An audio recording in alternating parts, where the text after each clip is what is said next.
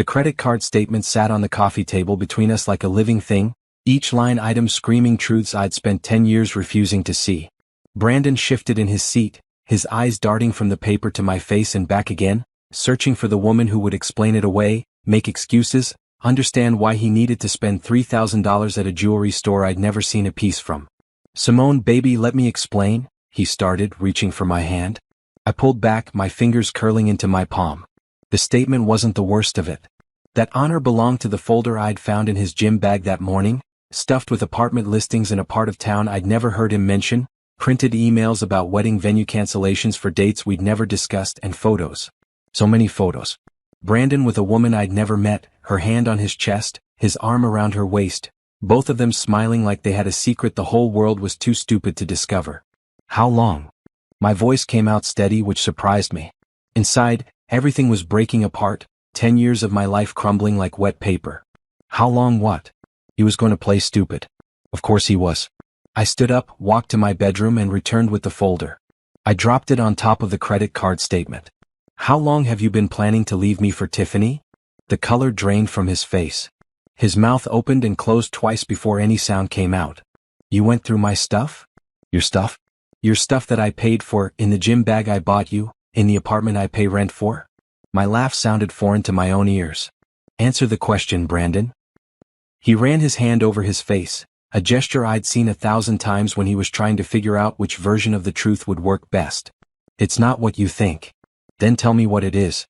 Tell me why you're looking at apartments with another woman. Tell me why you bought her a $3,000 necklace with my credit card. Tell me why you canceled venue visits for our wedding while telling me you were too busy with work to plan anything." I was going to tell you. His voice dropped to that soft, pleading tone he used when he wanted something. "After the wedding." The words didn't make sense at first. I sat down slowly, trying to process what he'd just said. "After our wedding? You were planning to marry me and then leave me?" "The insurance, Simone. Your health insurance at the hospital is incredible. If we got married, I'd be covered for a year even after the divorce. And the tax benefits we could file jointly for this year, get that return, and then split it after." I stared at him. This man I'd supported through community college. This man whose car payments I'd made when he was between jobs. This man whose mother's medical bills I'd helped pay. This man was sitting in my living room in the apartment I rented on the furniture I bought, telling me he planned to commit marriage fraud. "Get out. Baby, please just listen. Get out." I stood again, my hands shaking now that the shock was wearing off and the rage was settling in. "Get out of my apartment right now. Simone, you're overreacting. We can talk about this like adults." "Adults? You want to talk about being adults?" I walked to the kitchen and grabbed the stack of bills from the counter. I'd been organizing them that morning, trying to figure out why my savings account was so much lower than it should be. Now I knew. "Let's talk about the adult who's been paying your car insurance for 3 years. The adult who paid off your credit card debt twice. The adult who gave you a supplementary credit card that you've been using to wine and dine another woman." I threw the bills at him. They scattered across the coffee table and floor, a paper trail of my own stupidity. "I never asked you to do any of that," he said, but his voice was weak. "You're right. You never asked. You just took. You just smiled and kissed me and told me you loved me and told me we'd get married soon, real soon, just as soon as you got the promotion, just as soon as you saved a little more, just as soon as the timing was right. 10 years of soon, Brandon. I do love you." "No." I shook my head. "You love my paycheck. You love my benefits. You love having a place to stay and someone to take care of you. But you don't love me. If you loved me, you wouldn't have spent the last however many months planning to use me one last time before moving on to whatever Tiffany can give you. She doesn't mean anything. I don't care." And I realized, saying it out loud, that it was true. I didn't care about Tiffany. I didn't care about what she had that I didn't. I didn't care about their relationship. I only cared about the years I'd wasted, the money I'd spent, the dreams I'd put on hold because Brandon always needed something. "I need some time to find a place," he said, switching tactics. "You can't just throw me out on the street. Watch me." I grabbed my phone from my pocket. "You have 2 hours to pack your things and leave. Whatever you don't take, I'm donating. The locks get changed tomorrow." "Simone, be reasonable." "I'm being very reasonable. I could call the police right now and have you removed for using my credit card without permission. I could file a report about your fraud scheme. But I'm giving you 2 hours to leave quietly." He stood up, his face shifting from pleading to angry.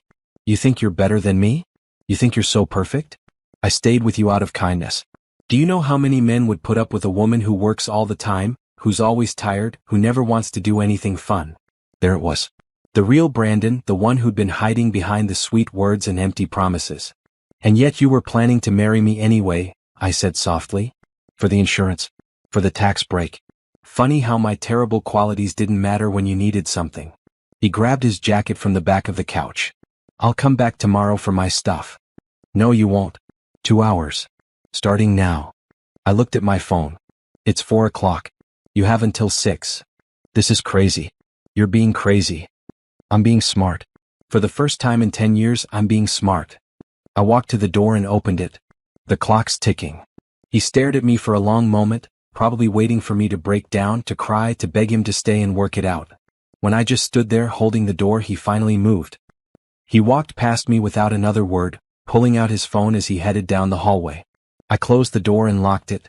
Then I slid down to the floor, my back against the wood, and let myself feel everything. Not sadness, not yet. That would come later. Right now I felt angry. Furious. 10 years.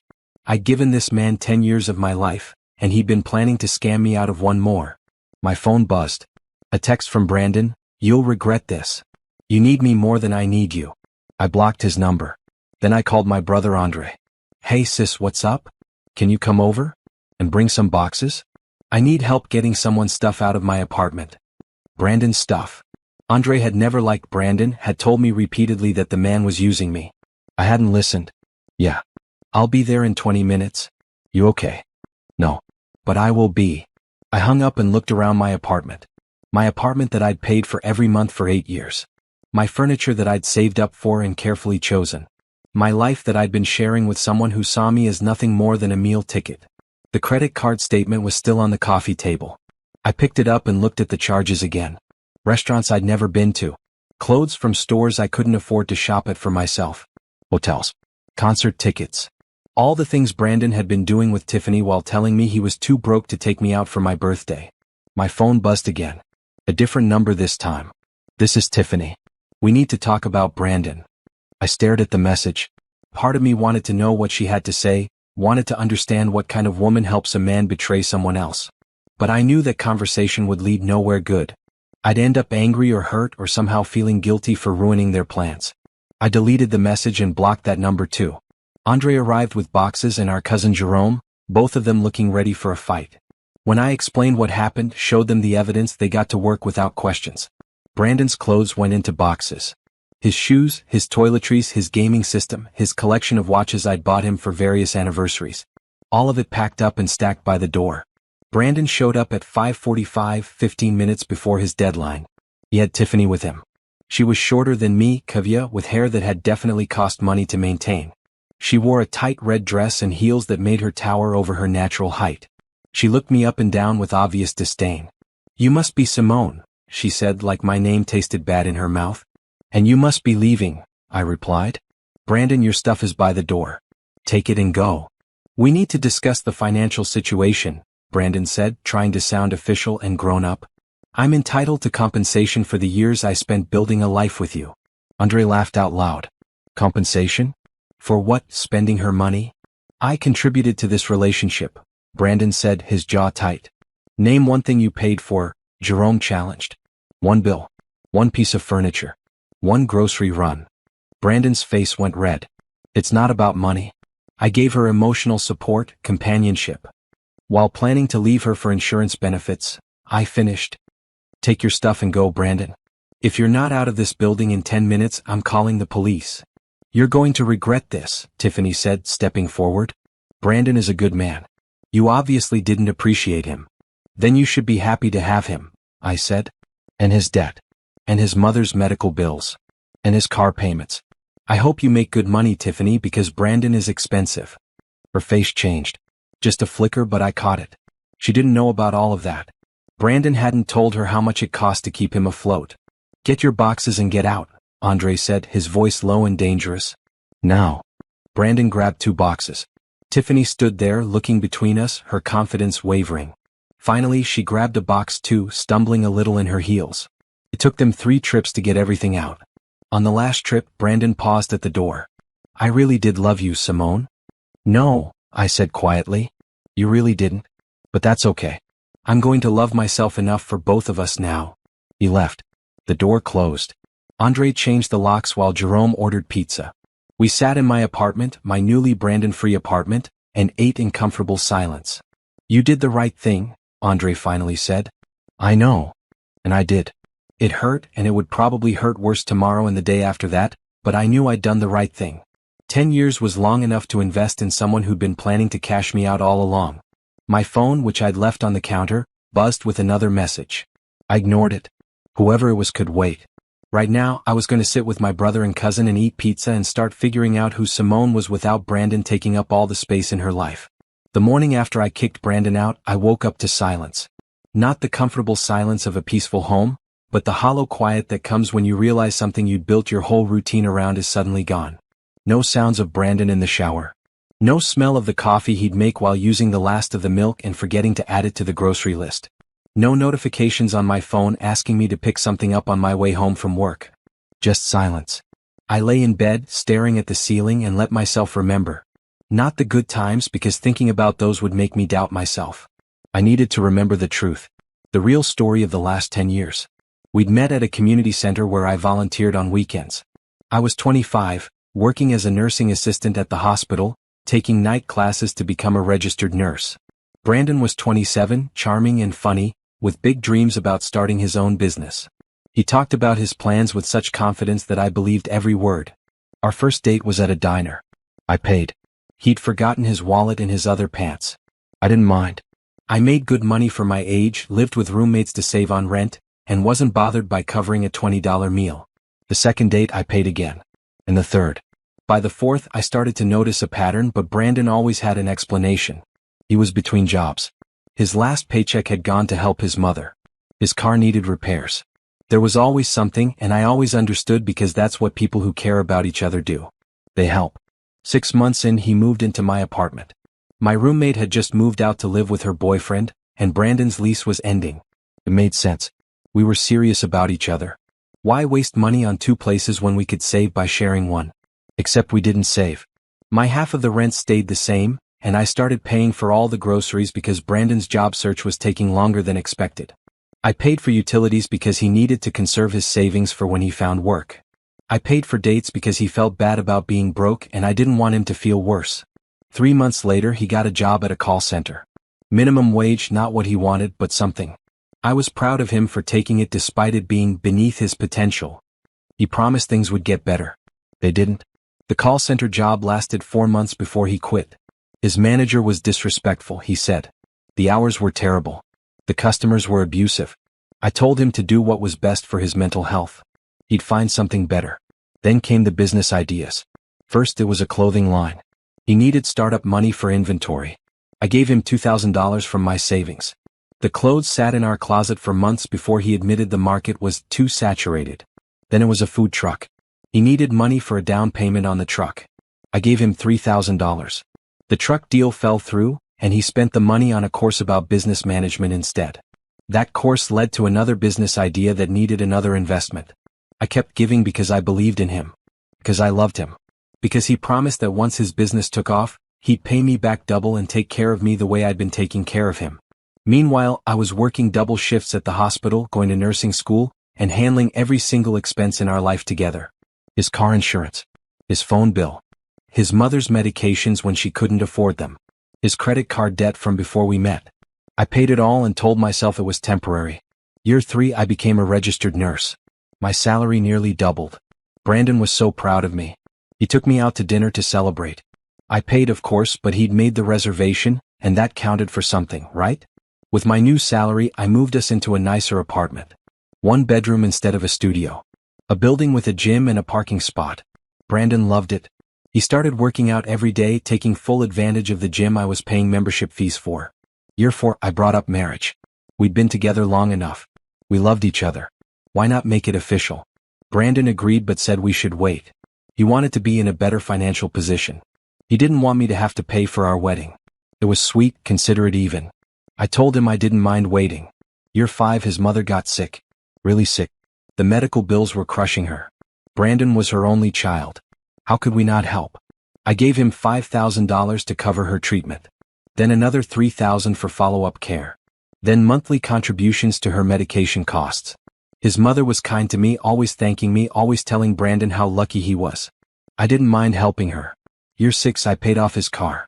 The payments were killing him, he said, and he needed reliable transportation to look for better jobs. $10,000 cleared in one payment. He cried and told me I was the best thing that ever happened to him. Year 7 I brought up marriage again. He said soon. Real soon. He just wanted to get his life together first. Wanted to be able to contribute equally. I respected that. I could wait a little longer. Year 8 a new business idea. This one was going to work, he promised. He just needed $15,000 for equipment and licensing. I gave him $12,000, all I had left in my savings after helping with his mother and the car and the daily expenses of supporting both of us. The business lasted 6 months before he shut it down. Wrong timing, he said. The market wasn't ready. Year 9 I got a promotion at the hospital. Nurse supervisor. Better pay, better hours, better benefits. Brandon suggested we upgrade our apartment again. Move into a building with better amenities. I wasn't sure we could afford it, but he insisted we deserved it. We moved into the place where I still lived, the place I'd kicked him out of yesterday. Higher rent, higher utilities, but Brandon seemed happier. Year 10 started with me bringing up marriage again. 10 years was long enough, wasn't it? He agreed. He got down on one knee with a ring I later learned he'd bought with my credit card. I said yes because I loved him and because I'd invested 10 years of my life in this man. We set a date. Started planning. He suggested I handle most of it since I was so good at organizing things. I didn't mind. I'd been handling everything else. Lying in my bed now thinking about all of it, I felt stupid. How had I not seen it? How had I convinced myself that a man who contributed nothing, who paid for nothing, who built nothing, was somehow my partner? My phone rang. Nicole, my best friend from nursing school. I texted her last night, a simple message, kicked Brandon out. Long story. Call me tomorrow. Tell me everything, she said when I answered. I did. The credit card statement. The folder. Tiffany. The plan to marry me for benefits and then divorce me. All of it spilled out in a rush of words that left me breathless. That sorry piece of... Nicole stopped herself. Simone, I'm so sorry. But also I'm not. You know I never liked him. I know. You're too good for him. You always were. Then why did I stay? The question I'd been avoiding asking myself. Because you're loyal. Because you're kind. Because you believe in people. None of that is wrong. What's wrong is him taking advantage of it for 10 years. I gave him so much money, Nicole. So much.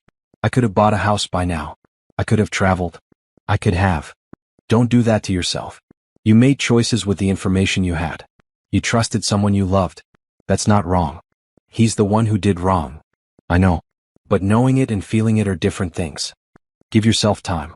You just found out yesterday. You're allowed to feel however you feel. We talked for another hour. She offered to come over, but I told her I needed time alone to think. After we hung up, I got up and made myself breakfast. Eggs and toast, nothing fancy. As I ate, I started making a list of all the things I'd paid for over the years. Everything I could remember. The list filled 3 pages. Rent and utilities for 10 years, minus the few months Brandon worked at the call center and contributed $200 monthly. Car insurance, phone bills, groceries, dates, gifts, medical expenses for him and his mother, business investments, credit card debt payments, clothes, shoes, gym memberships, subscriptions to streaming services he wanted, furniture, appliances, and dozens of smaller things I couldn't quite categorize. I added it all up. The number made me sick. Over $100,000. Maybe more if I counted the things I'd forgotten or the increased costs of bigger apartments and nicer things he'd wanted. $100,000 spent on a man who'd been planning to use me one last time before leaving. I thought about Tiffany.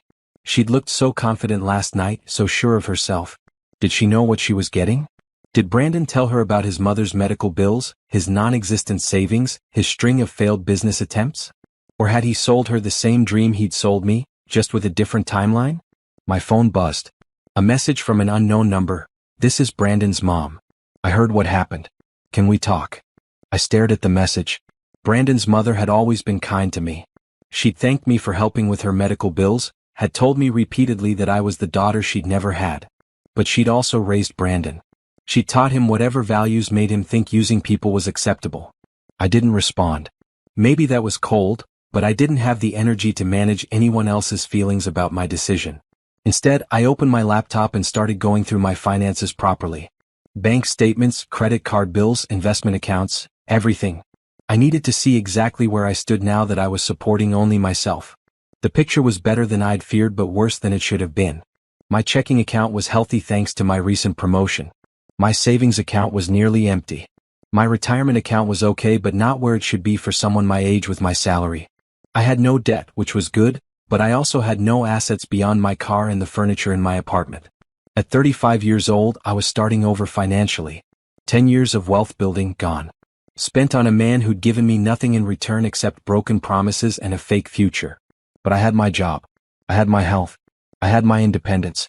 And I had a clear view of reality now, which was worth more than any amount of money I'd wasted. I spent the rest of the day cleaning the apartment. Deep cleaning. Scrubbing every surface that Brandon had touched, washing every dish he'd eaten from, vacuuming every corner where his presence had left marks. With each swipe of the cloth, each spray of cleaner, I felt a little lighter. A little freer. By evening, my apartment looked different. Better. It was mine again, fully mine, no longer a space I was sharing with someone who didn't appreciate it. Andre called to check on me. How you holding up? Better than I expected. Worse than I hoped. That's fair. You need anything? Not right now. But thank you for yesterday. For coming over and helping. That's what brothers are for. And Simone? I'm proud of you. I know it hurts now, but you did the right thing. I know. I just wish I'd done it sooner. You did it when you were ready. That's what matters. After we hung up, I made myself dinner. A nice dinner, not the quick meals I usually threw together after long shifts. I set the table properly, used the good dishes I'd been saving for special occasions, poured myself a glass of wine. I ate slowly, tasting each bite, enjoying the quiet. This was my life now. Just mine. No one to support but myself. No one to make excuses for. No one to believe in despite all evidence suggesting I shouldn't. It felt strange. After 10 years of organizing my life around Brandon's needs and wants and dreams, I didn't quite know what to do with all this freedom. But I'd figure it out. I had time now. Time and money and energy that I could spend on myself. My phone buzzed again. Another unknown number. Another message, "You're making a mistake. Brandon loves you. Give him another chance." I blocked the number. How many people had Brandon enlisted in his campaign to get back into my good graces? How many friends and family members were going to reach out, trying to guilt me into taking him back? It didn't matter. I'd made my decision. The locks were changed. My credit cards were canceled and reissued. Brandon's name was off every account. He was out of my life and he was staying out. I went to bed early that night, exhausted from emotions more than physical activity. As I lay in the dark, I thought about the future. Not the future I'd been planning with Brandon, the wedding and the house and the kids and the life we'd talked about so many times. That future was gone, had never been real anyway. I thought about my actual future. The one where I saved money for myself. Where I made decisions based on what I wanted, not what someone else needed. Where I built something real and solid and mine. It scared me. 10 years was a long time to be with someone. I didn't know how to be single. Didn't know how to date or meet people or trust my judgment after getting it so wrong with Brandon. But I'd learn. I'd take my time and figure it out. For now, I just needed to heal. To let go of the anger and disappointment and regret. To forgive myself for being trusting and generous and loving. To accept that none of those qualities were weaknesses, even though someone had weaponized them against me. Tomorrow, I'd wake up and go to work and start building my life again. But tonight, I'd let myself feel everything. The sadness and the relief and the anger and the hope. All of it was valid. All of it was part of moving forward. I closed my eyes and fell asleep in my quiet apartment. Alone but not lonely, hurt but not broken, ready to begin again.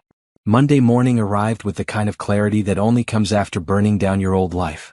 I woke up at 5 a.m., my usual time, but instead of the rushed routine I'd perfected over the years to make sure Brandon had everything he needed before I left for my shift, I took my time. Long shower. Careful makeup. A bright blue dress I'd bought months ago but never worn because Brandon said it made me look like I was trying too hard. I looked good. Better than I'd looked in months. I snapped a photo of myself in the mirror and sent it to Nicole with the caption, "First day of the rest of my life." She responded immediately, "Gorgeous. Brandon is an idiot. Go show the hospital what they've got." At work, I dove into my tasks with renewed focus. Patient rounds, medication management, staff coordination, the endless paperwork that came with being a supervisor. I'd always been good at my job, but over the last few years I'd started just getting by. Too tired from managing Brandon's chaos to give my full attention to my career. Today I felt the difference. Sure. Present. Capable. During my lunch break I sat in my car and made a list. A systematic plan for removing every trace of Brandon from my financial life. I'd started Saturday night by changing the locks and blocking his number, but there was more to do. First call, my credit card company. I need to report unauthorized use and remove an authorized user from my account. The representative was kind and efficient. I'm sorry to hear you've experienced this. Let me help you secure your account. Within 20 minutes, Brandon's access to my credit card was terminated. The card I'd given him 3 years ago, the one he'd used to buy jewelry for another woman, was now worthless plastic in his wallet. I requested a new card number for myself and set up fraud alerts. Second call, my bank. Same process. Remove Brandon as an authorized user on my checking account. Set up new account numbers. Enable two-factor authentication on all my online access. The banker asked if I wanted to file a police report about the fraudulent charges. I said I'd think about it. Third call, my car insurance. Brandon had been on my policy for 5 years because it was cheaper than him getting his own. Not anymore. I removed him and my monthly premium dropped by $60. $60 I'd been paying every month for years to insure a car I didn't drive, for a person who'd been planning to betray me. Fourth call, phone company. Brandon was on my family plan. I removed his line. Another $40 back in my pocket monthly. Fifth call, streaming services. I changed all the passwords. Brandon loved his shows. He could pay for his own subscriptions now. By the time my lunch break ended, I'd cut off every financial tie I could think of. My monthly expenses had dropped by over $300. $300 that had been going to support a grown man who refused to support himself. The rest of my shift passed quickly. I was reviewing patient charts when my supervisor, Patricia, stopped by my desk. "Simone, you look different today." "Good different." I smiled. "Thanks. I made some changes in my personal life this weekend." "The good kind of changes?" "The overdue kind." She nodded knowingly. "Those are usually the best kind. Listen, I wanted to talk to you about something. The hospital is opening a new cardiac unit next month. We need a strong nurse supervisor to help set it up. It's a promotion. Better pay, better hours, more responsibility. I think you'd be perfect for it." My heart jumped. "Really? Really? You've been doing excellent work and I've noticed you're even sharper lately. Whatever changes you made, keep making them. Think about the position. Let me know by Friday if you're interested." "I'm interested. Definitely interested." After Patricia left, I sat at my desk trying to process the moment. A promotion. More money. More responsibility. This was what happened when I stopped pouring all my energy into someone else and started investing in myself. I finished my shift at 7 p.m. and drove home through the evening traffic, my mind already planning how I'd spend the extra money from the promotion. Savings. Retirement account. Maybe a vacation. A real vacation, not the staycations Brandon and I had taken because he never had money for a trip. When I pulled into my parking spot, I saw him. Brandon, leaning against the building near the entrance, his hands in his pockets, trying to look casual. My stomach tightened. I considered staying in my car, calling someone, but I refused to be afraid in my own home. I grabbed my bag and walked toward the entrance, not looking at him. "Simone, please, we need to talk." He fell into step beside me. "We have nothing to talk about. You need to leave." "I just need 5 minutes." 5 minutes to explain. I stopped and turned to face him. "Explain what?" "Explain how you plan to commit marriage fraud? Explain how you spent 10 years using me? Explain why you thought I'd keep supporting you after you moved on to someone else? Which part needs explaining, Brandon? It wasn't like that. I made mistakes, but I love you. I always loved you. You loved my money. And now you don't have access to it anymore, so there's nothing left for us to discuss." His expression shifted from pleading to angry. "You canceled my credit card. You kicked me off your insurance. You shut off my phone line. How am I supposed to live? The same way every other adult lives. Get a job. Pay your bills. Figure it out. After everything I gave you? After 10 years together?" I laughed. I couldn't help it. "What did you give me, Brandon? Name one thing. One single thing you contributed to our relationship besides stress and debt." "I gave you companionship. I was there for you emotionally. You were planning to leave me for insurance benefits. That's not companionship. That's fraud. I changed my mind. The wedding is back on. We can make this work." "The wedding was never on. You were never planning to actually marry me. You were planning to use me one more time and then leave. I saw the emails, Brandon. The cancellations. The apartment listings. I know everything. He grabbed my arm. Not hard, but enough to make me stop. You're not thinking clearly. You're emotional. Let's go inside and talk this through like rational people. I pulled my arm away. Don't touch me. Don't come to my apartment. Don't wait for me outside my building. If you do any of this again, I'm filing a restraining order. You don't mean that. Try me. I walked past him into the building. He called after me, but I didn't turn around. In the elevator, my hands shook. Not from fear, but from anger. The audacity of that man showing up at my home, demanding access to my time and space and resources after everything he'd done. In my apartment, I locked the door and leaned against it, breathing deeply. My phone buzzed. A text from an unknown number. I can't believe you're being this cruel. After everything we've been through. You've changed. I blocked the number. Then I called Andre. He showed up at my apartment, I said when he answered. Want me to come over? No. I handled it. But I might need your help with something else. Name it. I want to document everything. Every interaction, every message, every time he shows up. I want a paper trail in case I need a restraining order. Smart. I'll help you set up a file. Screenshots, written records, dates and times. We'll make it airtight. We spent an hour on the phone organizing my documentation. The original credit card statement. The folder from his gym bag. Screenshots of text messages before I'd blocked him. Today's encounter outside my building. Everything cataloged and saved in multiple locations. You're doing the right thing, Andre said. Protecting yourself legally is important. I know. I just hate that it's necessary. 10 years and it ends with me preparing for a restraining order. It ends with you protecting yourself from someone who would have kept using you. That's not a bad ending, sis. That's you being strong. After we hung up, I made dinner and tried to relax, but my mind kept circling back to Brandon's words. After everything I gave you. The delusion was almost impressive.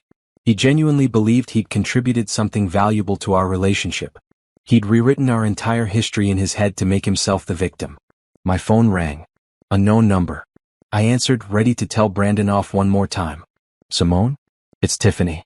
We need to talk. I almost hung up. Almost. But curiosity got the better of me. Talk about what? About Brandon. About this situation. You're being unfair. I'm being unfair? I'm not the one who helped a man cheat on his partner of 10 years. He told me you two were basically over. That you were just roommates at that point. Did he also tell you I was paying for everything? His car, his insurance, his phone, his housing, his food. Silence. Did he tell you about the wedding we were planning? The venue deposits I'd put down? The dress I'd already bought? More silence. What did he tell you, Tiffany? Let me guess.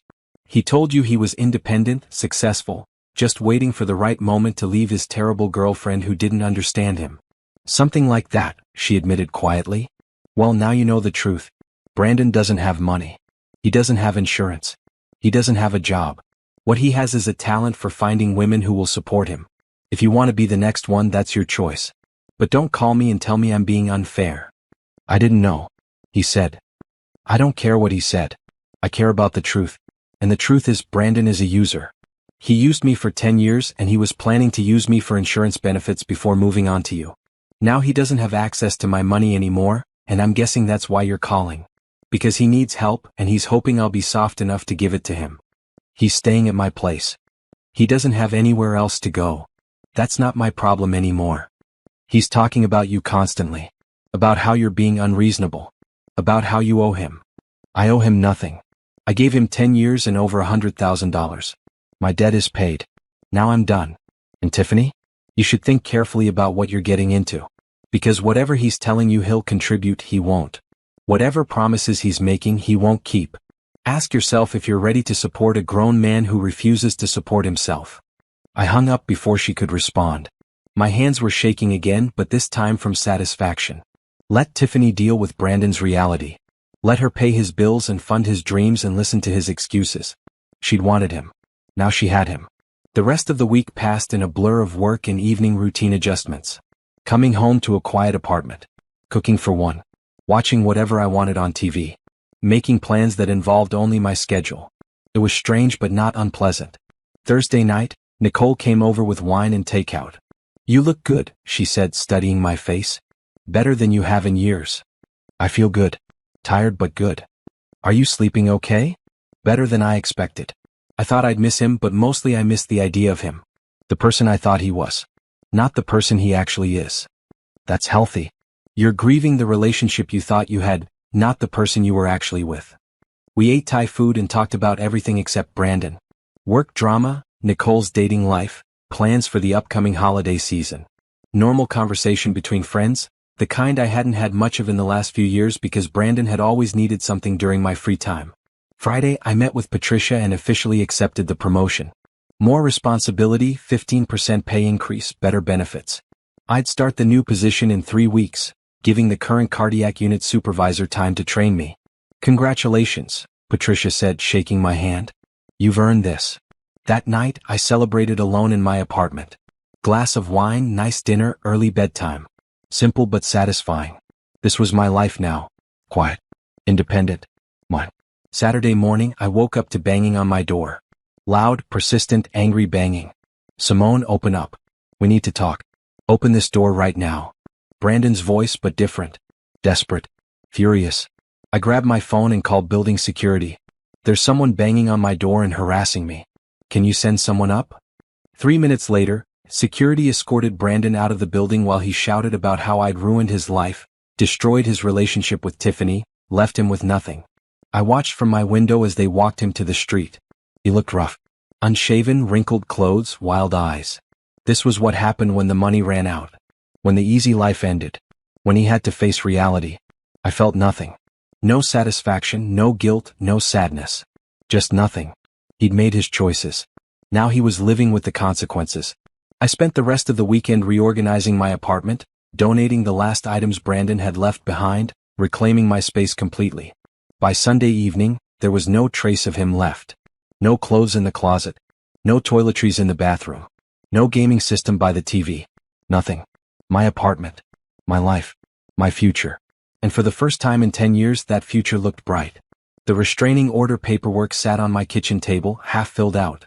I downloaded the forms after Brandon's Saturday morning incident, but I hadn't submitted them yet. Part of me hoped he'd just give up and move on. The other part knew better. Tuesday evening, 2 weeks after I'd kicked him out, I came home from my shift to find Brandon sitting on the floor outside my apartment door. He looked worse than he had on Saturday. Thinner. His clothes hung loose on his frame. Dark circles under his eyes. Simone, please. I just need to talk to you. I pulled out my phone. I'm calling security. Wait, please. 5 minutes. That's all I'm asking. Against my better judgment, I paused. You have 3 minutes. Out here. My door stays closed. He stood up, swaying slightly. I messed up. I know I did. I'm sorry. I'm so sorry. Okay. You're sorry. Now leave. I need help. I lost my place at Tiffany's. She kicked me out when she realized I couldn't pay rent. I've been staying with friends, but they're getting tired of me. I don't have anywhere to go. That's not my problem. I'm not asking to move back in. I just need some money. Enough to get a room somewhere. Enough to get back on my feet. Once I find a job, I'll pay you back. I stared at him. The audacity was almost admirable. You want me to give you money? After you planned to commit marriage fraud against me? I changed my mind about that. I couldn't go through with it. That's why I canceled the venue visits. I realized I couldn't do that to you. You canceled them because you were planning to move in with Tiffany. I saw the apartment listings, Brandon. I know the truth. I was confused. I made mistakes. But I never stopped loving you. 3 minutes are up. Leave now, or I'm calling security and filing the restraining order I've been holding off on. His face changed. The pleading expression dropped, replaced by something harder. You're really going to do this? After 10 years? After everything we built together? We didn't build anything together. I built a life and you lived in it rent-free. I gave you my time. My companionship. That's worth something. Not $100,000, it's not. He stepped closer. I stepped back, my hand on the doorknob. Don't come any closer. You can't just throw away 10 years. I'm not throwing it away. You did that when you planned to use me for benefits and then leave. Now go, or I'm making that call. He stared at me for a long moment, then turned and walked down the hallway. I watched until he got on the elevator, then I went inside and locked my door. My hands shook as I picked up the restraining order paperwork. I filled out the rest of the form, documenting every incident. Saturday's door banging. Tonight's hallway ambush. The harassing texts from unknown numbers. All of it. Wednesday morning, I filed the paperwork at the courthouse before my shift. The clerk was kind and efficient. The judge will review this and decide whether to issue a temporary order. You should hear something within a few days. Thank you. At work, I threw myself into preparation for my new position. The current cardiac supervisor, Glenn, was walking me through the unit's protocols and procedures. I took detailed notes, asked questions, absorbed everything. This promotion was going to change my life, give me financial security I'd never had while supporting Brandon.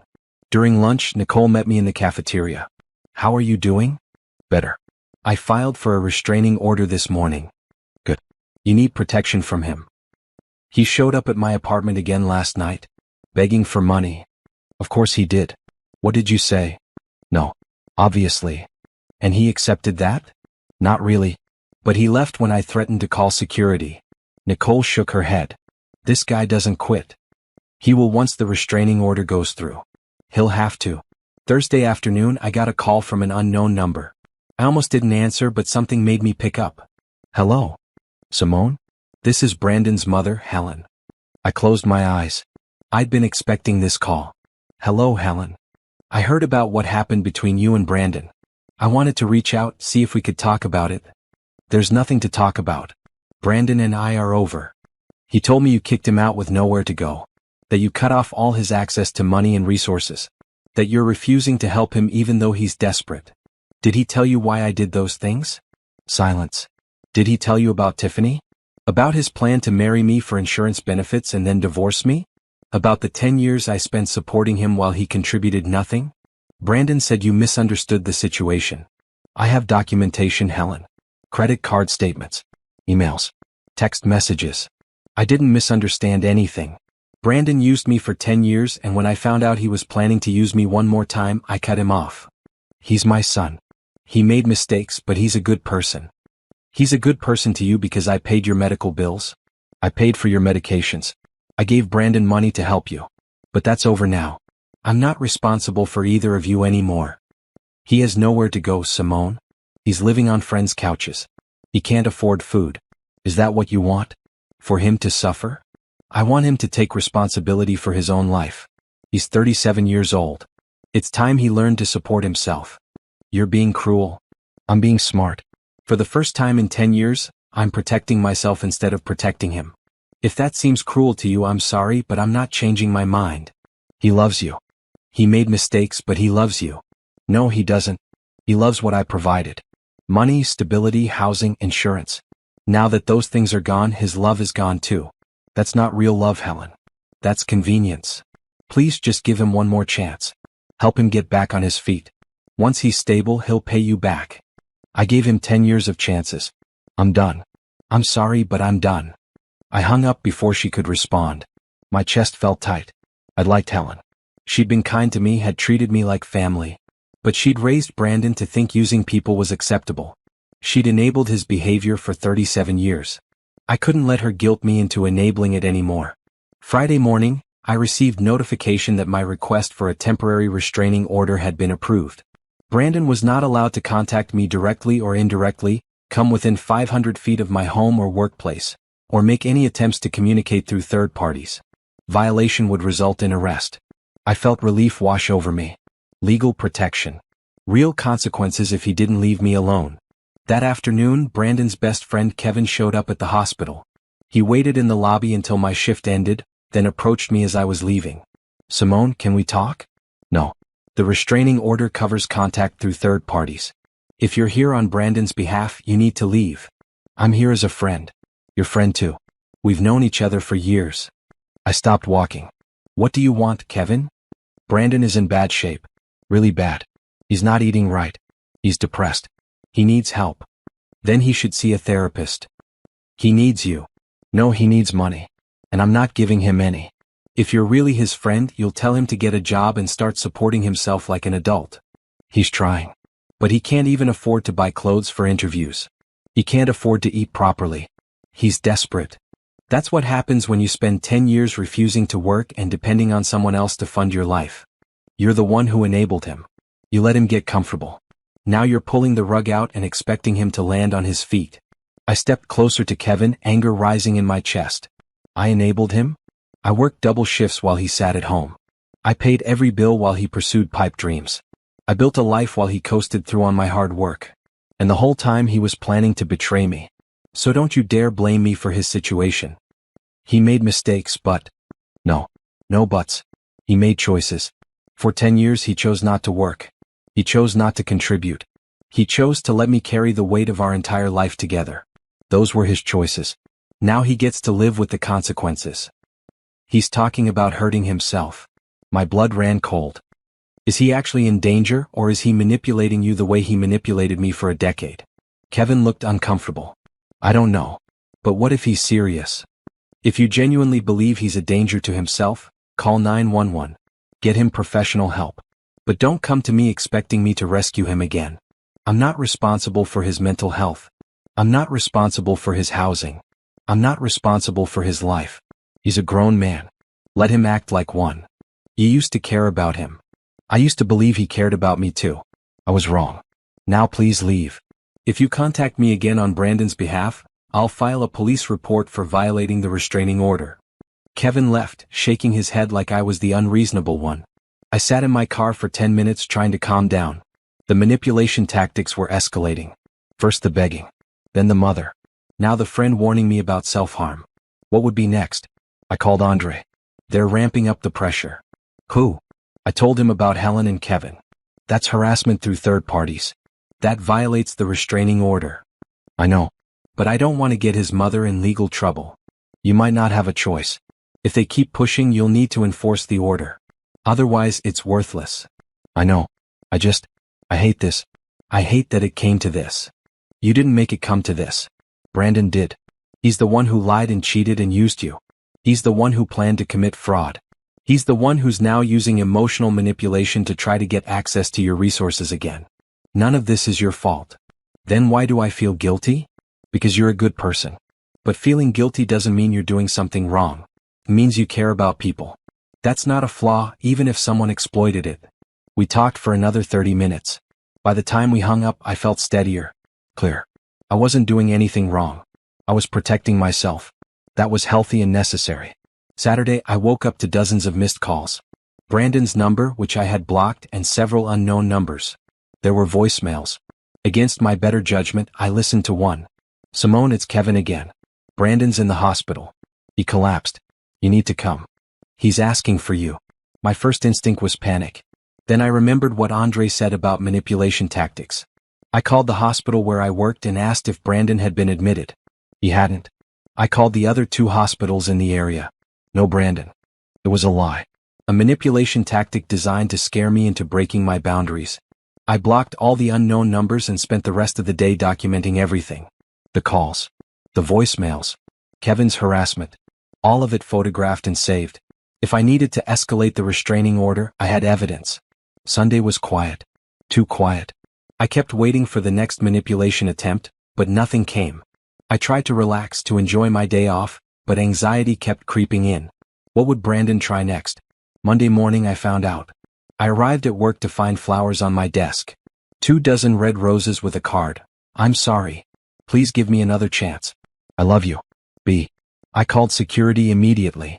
Someone delivered flowers to my desk. The sender is the subject of my restraining order. Can you remove them and check the security footage to see who delivered them? Security took the flowers and promised to review the footage. An hour later they called back. The delivery was made by a standard flower service. The order was placed online with cash payment. No way to trace it directly to your ex, but we have it documented. Another violation. Another piece of evidence. I was building an ironclad case for a permanent restraining order.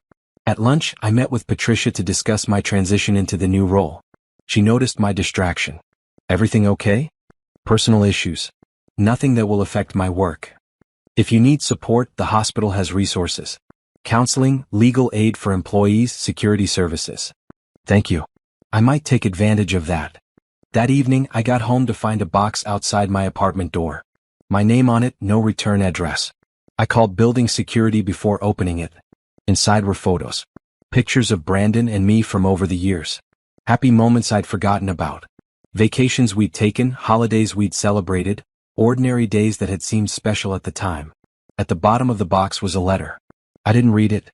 I photographed everything, documented the delivery, and called the non-emergency police line to report the restraining order violation.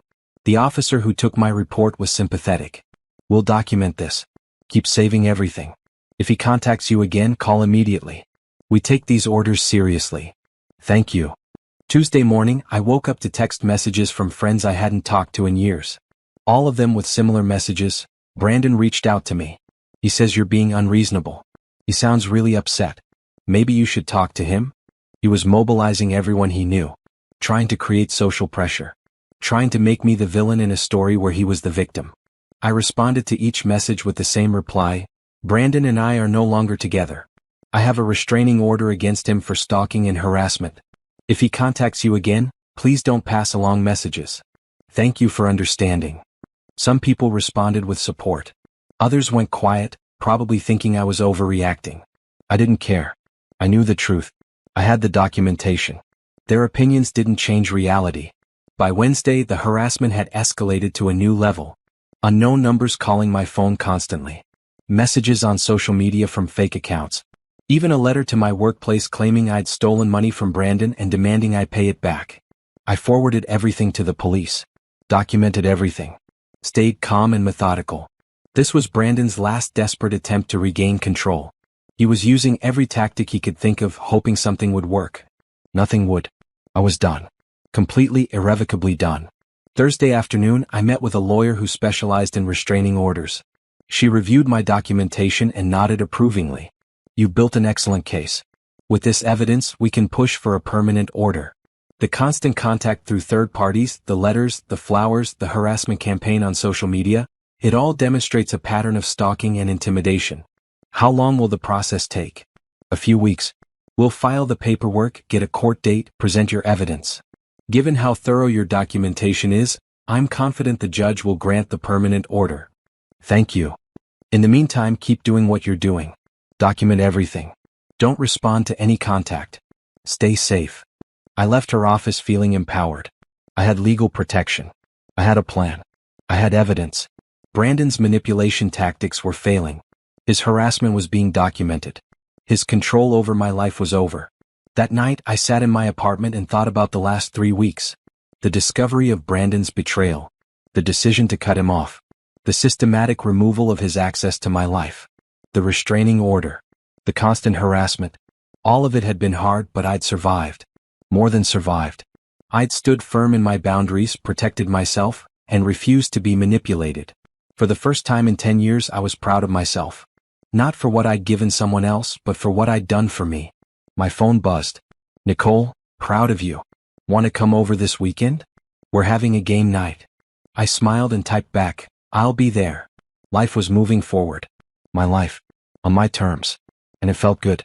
3 weeks into my new position as cardiac unit supervisor, I finally felt like I could breathe.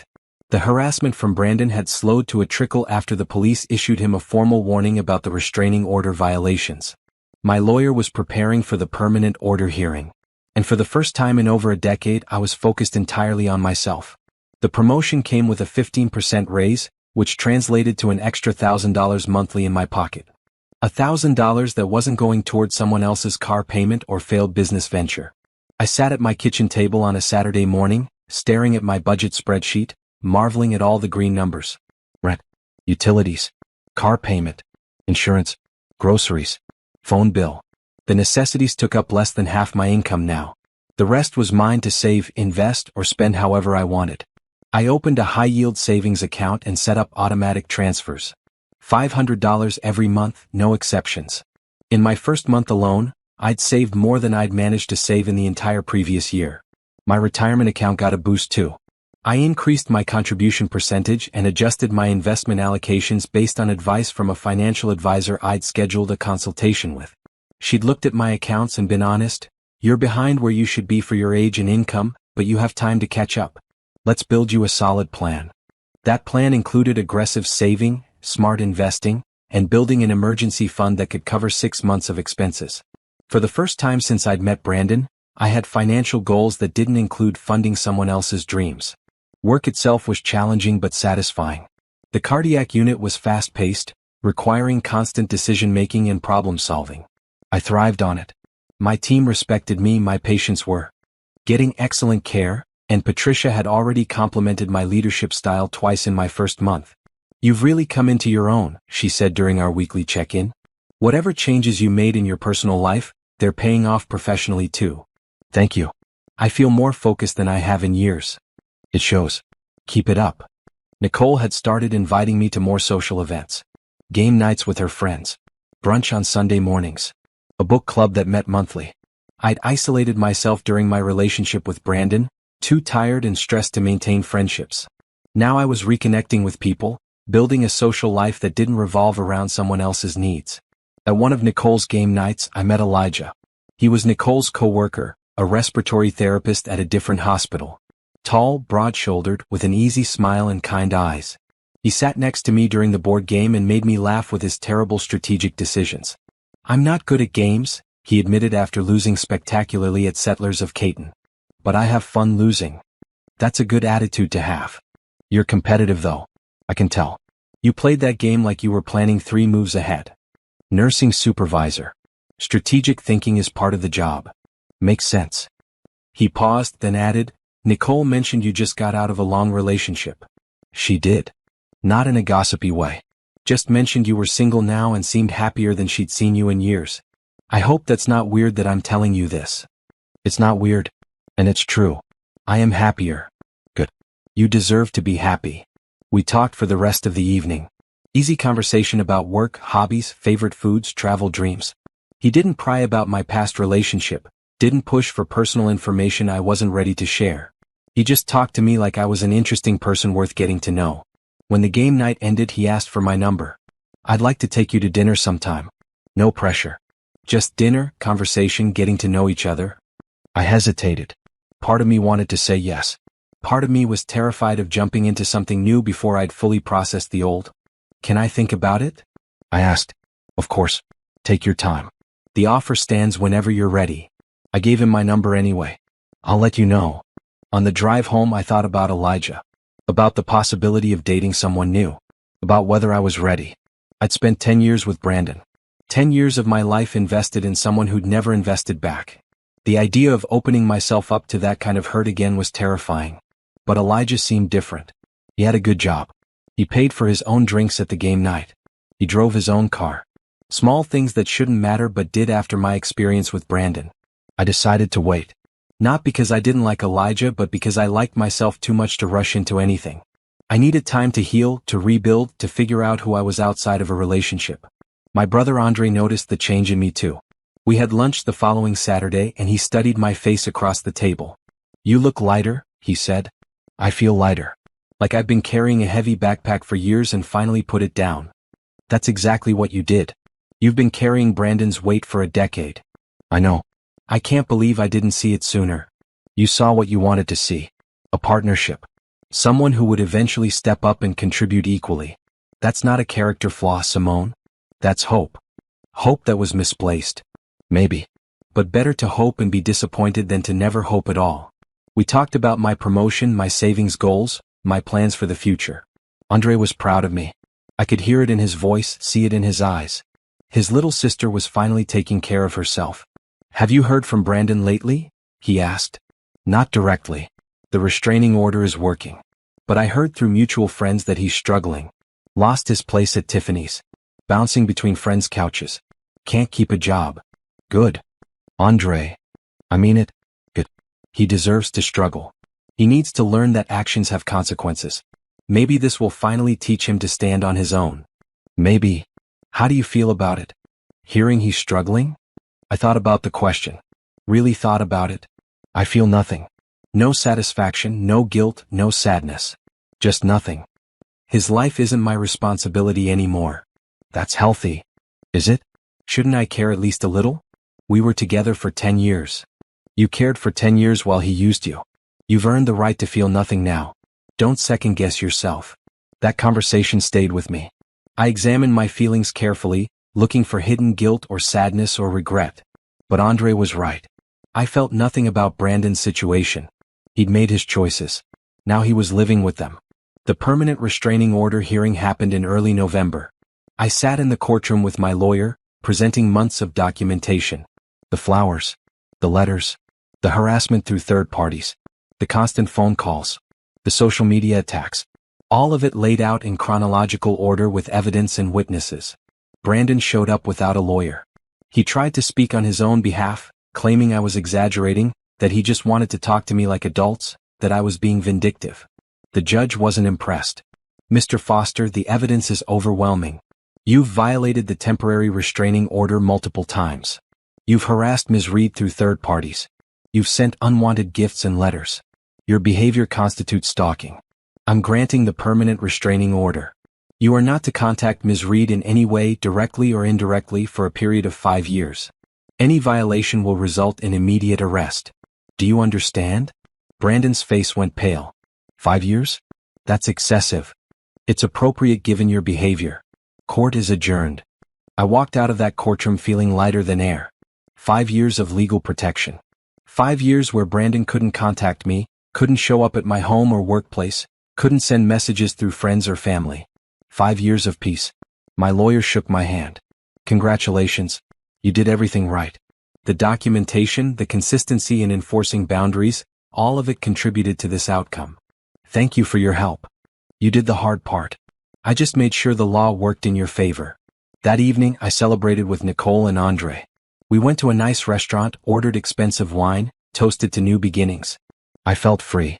Truly, completely free for the first time in a decade. "What's next for you?" Nicole asked. "I don't know. Keep excelling at work. Keep saving money. Maybe travel. I've always wanted to see the world." "You should. You've earned it." "What about dating?" Andre asked with a grin. Nicole told me about some guy named Elijah. I shot Nicole a look. She shrugged innocently. "I might have mentioned it. I'm not ready yet. But maybe soon. He seems nice." "Nice is good. Nice is what you deserve." Later that night, alone in my apartment, I looked around at my space. My furniture. My decorations. My life. Everything was mine now. No shared decisions. No compromises for someone who never compromised back. No walking on eggshells or managing someone else's moods or funding someone else's lifestyle. Just me. And it was enough. I pulled out my phone and looked at Elijah's last text. He'd been patient, checking in occasionally but never pressuring me. "Hope you're doing well. No rush on that dinner. The offer stands whenever you're ready." I typed a response. "I think I'm ready. How about next Saturday?" His response came quickly. "Saturday works great. I know a good Italian place if that sounds good." Sounds perfect. I wasn't jumping into a relationship. I wasn't looking for someone to complete me or save me or provide for me. I was just open to the possibility of getting to know someone new. Someone who had their life together. Someone who treated me like an equal. The rest of November passed in a blur of work and personal growth. I took a weekend trip to the mountains, something I'd always wanted to do but never had time for when I was managing Brandon's chaos. I hiked, breathed fresh air, took photos of stunning views. I felt alive. I hit my first savings milestone, $5,000 in my emergency fund. Money that was there just for me, just in case. Money that gave me security and peace of mind. I went on that dinner with Elijah. It was easy, comfortable, fun. We talked for hours about everything and nothing. He paid for dinner without making a big deal about it. He walked me to my car. He asked if he could see me again. "I'd like that," I said. "No rush though. I know you're rebuilding. I respect that. Thank you for understanding. I lost 5 years to someone who didn't appreciate me. I get it. Take your time." We went on a second date. Then a third. Nothing serious, just two people getting to know each other. He never pushed for more than I was ready to give. He respected my boundaries. He showed up when he said he would. He paid his own way. Small things that meant everything after Brandon. By December, I felt like a completely different person than I'd been 6 months ago. Stronger. More confident. More secure. I'd built a fortress around myself, not to keep people out, but to protect the peace I'd worked so hard to create. I was thriving. At work. Financially. Socially. Emotionally. And it felt incredible. My apartment became my sanctuary. I decorated for Christmas, something I hadn't done in years because Brandon had always complained it was too much work. I put up a tree, hung lights, played holiday music. I invited friends over for a party. Standing in my living room surrounded by people who genuinely cared about me, I realized how much I'd been missing. Real friendships. Real connections. Real joy that didn't depend on managing someone else's needs. Nicole found me in the kitchen refilling drinks. You're glowing. I feel good.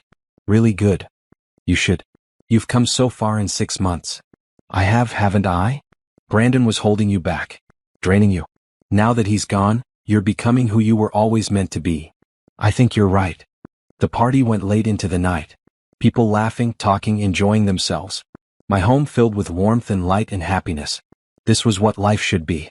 This was what I'd been missing. When everyone left, I cleaned up slowly, savoring the quiet contentment that filled my chest. 6 months ago, I'd been planning a wedding to a man who was planning to betray me. Now I was planning a future that was entirely mine. I checked my savings account before bed. $7,000 now. Growing every month. A foundation for whatever came next. I thought about Elijah and smiled. He texted earlier, had fun at the party. You have great friends. And you're a great hostess. I texted back, thank you for coming. Want to do something next weekend? Absolutely. Your turn to pick the activity. I'll think of something good. I fell asleep that night feeling grateful. For my job. For my friends. For my brother. For my lawyer who'd helped me get the restraining order. For myself, for finding the strength to walk away from someone who'd been using me. The fortress I'd built wasn't made of walls. It was made of boundaries, self-respect, and the knowledge that I deserved better. And from inside that fortress I could see clearly for the first time in years. The future was bright. And it was all mine. January brought brutal, cold, and crystal clear news about Brandon's life falling apart. I didn't seek out the information. It found me through mutual acquaintances who thought I'd want to know. I didn't, but I listened anyway, curious despite myself about what happened to a man who depended on others for so long. Tiffany had kicked him out in late November. No surprise there. Whatever promises Brandon had made to her, whatever image he'd sold, it had crumbled once she realized he brought nothing to the table but charm and excuses. She posted about it on social media, vague statements about learning to spot users, and never again ignoring red flags. I'd heard through Nicole that she tried to reach out to me, wanting to compare notes about Brandon's lies, but I had no interest in that conversation. Kevin, Brandon's best friend who'd shown up at the hospital months ago, had finally stopped letting Brandon crash on his couch. Apparently, 2 months of having a jobless roommate who ate all the food, monopolized the TV, and contributed nothing but complaints was enough. Brandon's mother Helen had taken him in for a few weeks, but even that arrangement fell apart. I heard she'd given him an ultimatum: get a job or get out. He'd chosen to get out rather than swallow his pride and work retail or food service like millions of other people. Nicole came over on a Saturday afternoon in mid-January with coffee and gossip. I ran into Kevin yesterday. He asked about you. What did you tell him? That you're doing great. Which is true. What did he say about Brandon? You want to know? I thought about it. Maybe a little. He's living in his car. The old sedan you paid off for him. Parking in different places every night. Kevin sees him sometimes at the gym using the day pass to shower. I should have felt something. Satisfaction maybe, or vindication. Instead, I felt the same nothing I'd been feeling for months. Brandon's situation was the natural consequence of his choices. He'd had 10 years to build skills, establish a career, create financial stability. He'd chosen not to. Now he was experiencing what life looked like without someone else footing the bill. How does Kevin expect me to react to that? I asked. I think he's hoping you'll feel guilty enough to help. Not happening. I know. I told him as much. He said Brandon talks about you constantly. About how you were supposed to be together forever. How he doesn't understand what happened. He doesn't understand? I laughed without humor. He planned to commit marriage fraud and still doesn't understand why I ended things? The mental gymnastics are impressive. What about his job search? Is he actually trying? Kevin says he is, but Brandon won't take anything he considers beneath him. No retail, no food service, no entry-level positions. He's holding out for management or business owner roles. Of course he is. Can't damage that precious ego by starting at the bottom like everyone else. Kevin also mentioned Brandon's been trying to start new business ventures. Asking people to invest. Let me guess. No one's willing to give him money. Correct. Word got around about what happened with you. People know he's not a good investment. I sipped my coffee, processing the information. Brandon's entire world had collapsed because it had been built on a foundation of my money and support. Without that foundation, everything else crumbled. The friends who tolerated him because he was dating someone successful.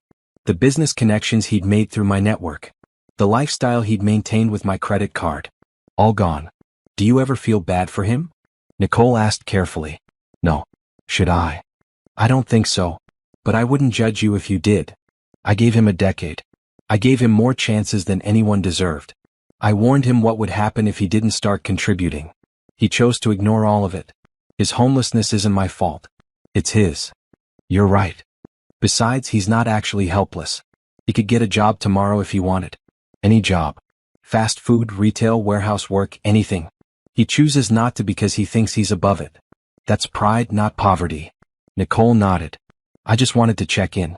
Make sure you're okay hearing about all this. I'm fine. Better than fine, actually. And I was. My savings account had hit $10,000. I'd received another small raise at work for excellent performance reviews. Elijah and I had been on 8 dates, taking things slow but steady. I'd booked a trip to Jamaica for March, a solo vacation I'd been dreaming about for years. My life was full and getting fuller. Brandon's life was empty and getting emptier. The contrast would have been poetic if it weren't so predictable. February brought Valentine's Day, my first in 11 years not spent with Brandon. Elijah had asked if I wanted to do something special, but I told him I preferred to keep things low-key. We had dinner at a quiet restaurant, nothing fancy. He gave me a single rose, a sweet gesture that didn't come with expectations. No pressure, he said when he handed it to me. Just wanted to acknowledge the day. Thank you. I got you something too. I handed him a small box containing a nice pen I'd noticed him admiring at a store we'd browsed together. You remembered. His smile was genuine. Thank you. You're welcome. Over dinner, he asked about my upcoming Jamaica trip. 2 weeks solo in paradise. That sounds incredible. I'm excited. I've never traveled alone before. You'll love it. There's something freeing about solo travel. No compromises, no coordinating schedules, just doing exactly what you want when you want. That's what I'm looking forward to. 10 years of compromising left me ready for some pure selfishness. That's not selfishness. That's self-care. I appreciated his perspective.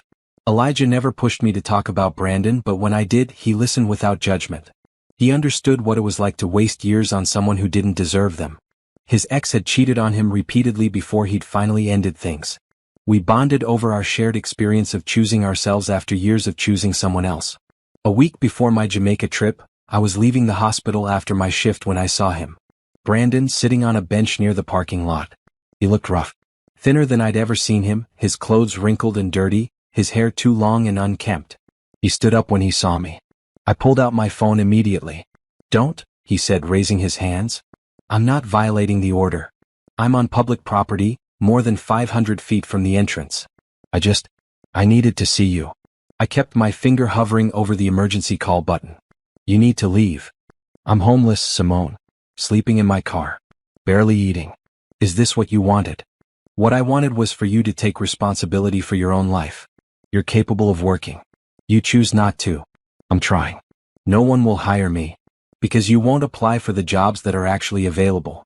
You want management positions when you've never managed anything. You want to run businesses when you've never successfully operated one. Lower your expectations and take whatever work you can get. I can't work fast food. I have a college degree. That I paid for.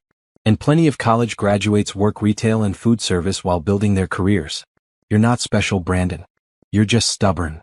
I made mistakes. I know I did. But I loved you. Doesn't that count for anything? No. Love without respect, without contribution, without partnership, that's not real love. That's just words. So that's it? 10 years together and you feel nothing? I feel free. I feel like I can finally breathe. I feel grateful I discovered the truth before you actually married me and committed fraud. Those are the feelings I have. I need help, Simone. Please. Just a little money. Enough to get me back on my feet. No. I'm desperate. Then get a job. Any job. There are help-wanted signs all over this city. You could be employed tomorrow if you were willing to start somewhere. You know what you sound like? You sound cold. Art. This isn't who you are. This is exactly who I am. I'm someone who finally learned to protect herself instead of sacrificing herself for someone who gave nothing back. I walked to my car, my heart pounding. He didn't follow. I drove away, checking my rearview mirror to make sure he stayed where he was. He did, standing by that bench watching me leave. At home, I called my lawyer and reported the encounter. She made a note of it in case we needed to enforce the restraining order more strictly. Then I called Andre. You okay? He asked after I told him what happened. Yeah. Shaken but okay. What did he look like? Terrible. But that's not my problem. No, it's not. You handled it right. Didn't engage, didn't give in, just left. He said I'm cold. Hard. You're neither of those things. You're strong. There's a difference. I know. But it's still. Still what? Still made me question myself for a second. Wonder if I should help. That's your kindness talking. The same kindness he exploited for 10 years. Don't listen to it. Listen to your logic instead. What would happen if you gave him money? He'd spend it and come back for more. Exactly. You'd be right back where you started, funding his life while he contributed nothing. You broke that cycle. Don't restart it. You're right. Thank you. Anytime, sis.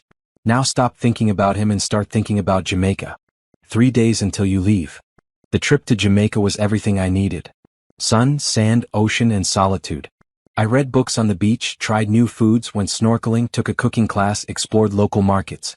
I talked to other travelers, made temporary friends, spent evenings watching sunsets with a drink in my hand. No one needed anything from me. No one demanded my time or money or energy. I was just Simone, a woman on vacation, living in the moment.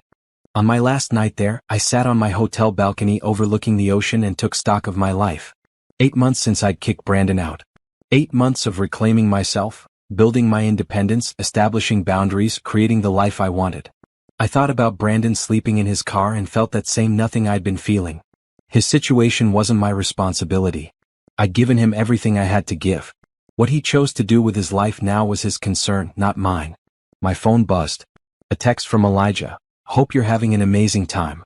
Can't wait to hear all about it when you get back. I smiled and typed a response. It's been incredible. See you soon. Flying home, I felt refreshed and energized. Ready to dive back into work, continue building my savings, keep exploring whatever was developing with Elijah. Ready to keep living my life without looking back. The fortress I'd built around myself was strong. Brandon's attempt to breach it with guilt and manipulation had failed. I was safe inside, protected not by walls but by self-respect and clear boundaries. And from inside that fortress, I could see clearly that walking away had been the best decision I'd ever made. March in Philadelphia meant unpredictable weather, but I barely noticed. I was too busy living a life I'd never imagined possible 8 months ago. Work was demanding but fulfilling. My savings account had crossed $15,000. Elijah and I had progressed from casual dating to something more intentional, though we were still taking things slowly. I want to show you something, he said one Saturday afternoon as we drove through the city. Where are we going? It's a surprise. A good one, I promise. He pulled up to a community center in a neighborhood I didn't know well. Inside, there was a photography exhibition featuring work by local artists. Elijah led me through the gallery, pointing out pieces he particularly liked, asking my opinions, sharing his interpretations. I love photography, he explained. It's my creative outlet when I'm not at the hospital. You never mentioned that. I wanted to show you instead of tell you. We spent 2 hours there talking about art and perspective and how different people see the same world in completely different ways. It was the kind of date I'd never had with Brandon. Thoughtful. Intentional. Designed around shared experience rather than just going through motions. Afterward, we got coffee at a small cafe nearby. Can I ask you something? Elijah said, his hands wrapped around his mug. Sure. Where do you see this going? We've been seeing each other for almost 4 months now, and I know you've been healing from your last relationship, but I'd like to know what you're thinking. I appreciated the directness. I like spending time with you. A lot. But I'm not ready for anything serious yet. Define serious. Labels. Expectations. The assumption that we're building towards something specific. That's fair. Can I tell you what I'm thinking? Please. I'm not in a rush. I like where we are. I like getting to know you without pressure. But I also want you to know I'm not dating other people, and I'm interested in seeing where this could go when you're ready. I'm not dating anyone else either. Good to know. He smiled. So we're exclusively casual? I guess we are. Works for me. The conversation settled something in my chest. Elijah wasn't pushing me. He wasn't demanding more than I could give. He was just being honest about where he stood and letting me do the same. It was refreshing after years with Brandon, who'd promised commitment while planning betrayal. April brought my 1-year anniversary at my supervisor position and another promotion opportunity. Patricia called me into her office on a Monday morning. The hospital is expanding the cardiac program. We're creating an assistant director position to oversee operations across all cardiac units. I think you'd be perfect for it. My heart jumped. Assistant director? 20% salary increase. More responsibility. You'd be working with administration, managing budgets, overseeing multiple teams. It's a big step up. I'm interested. I thought you might be.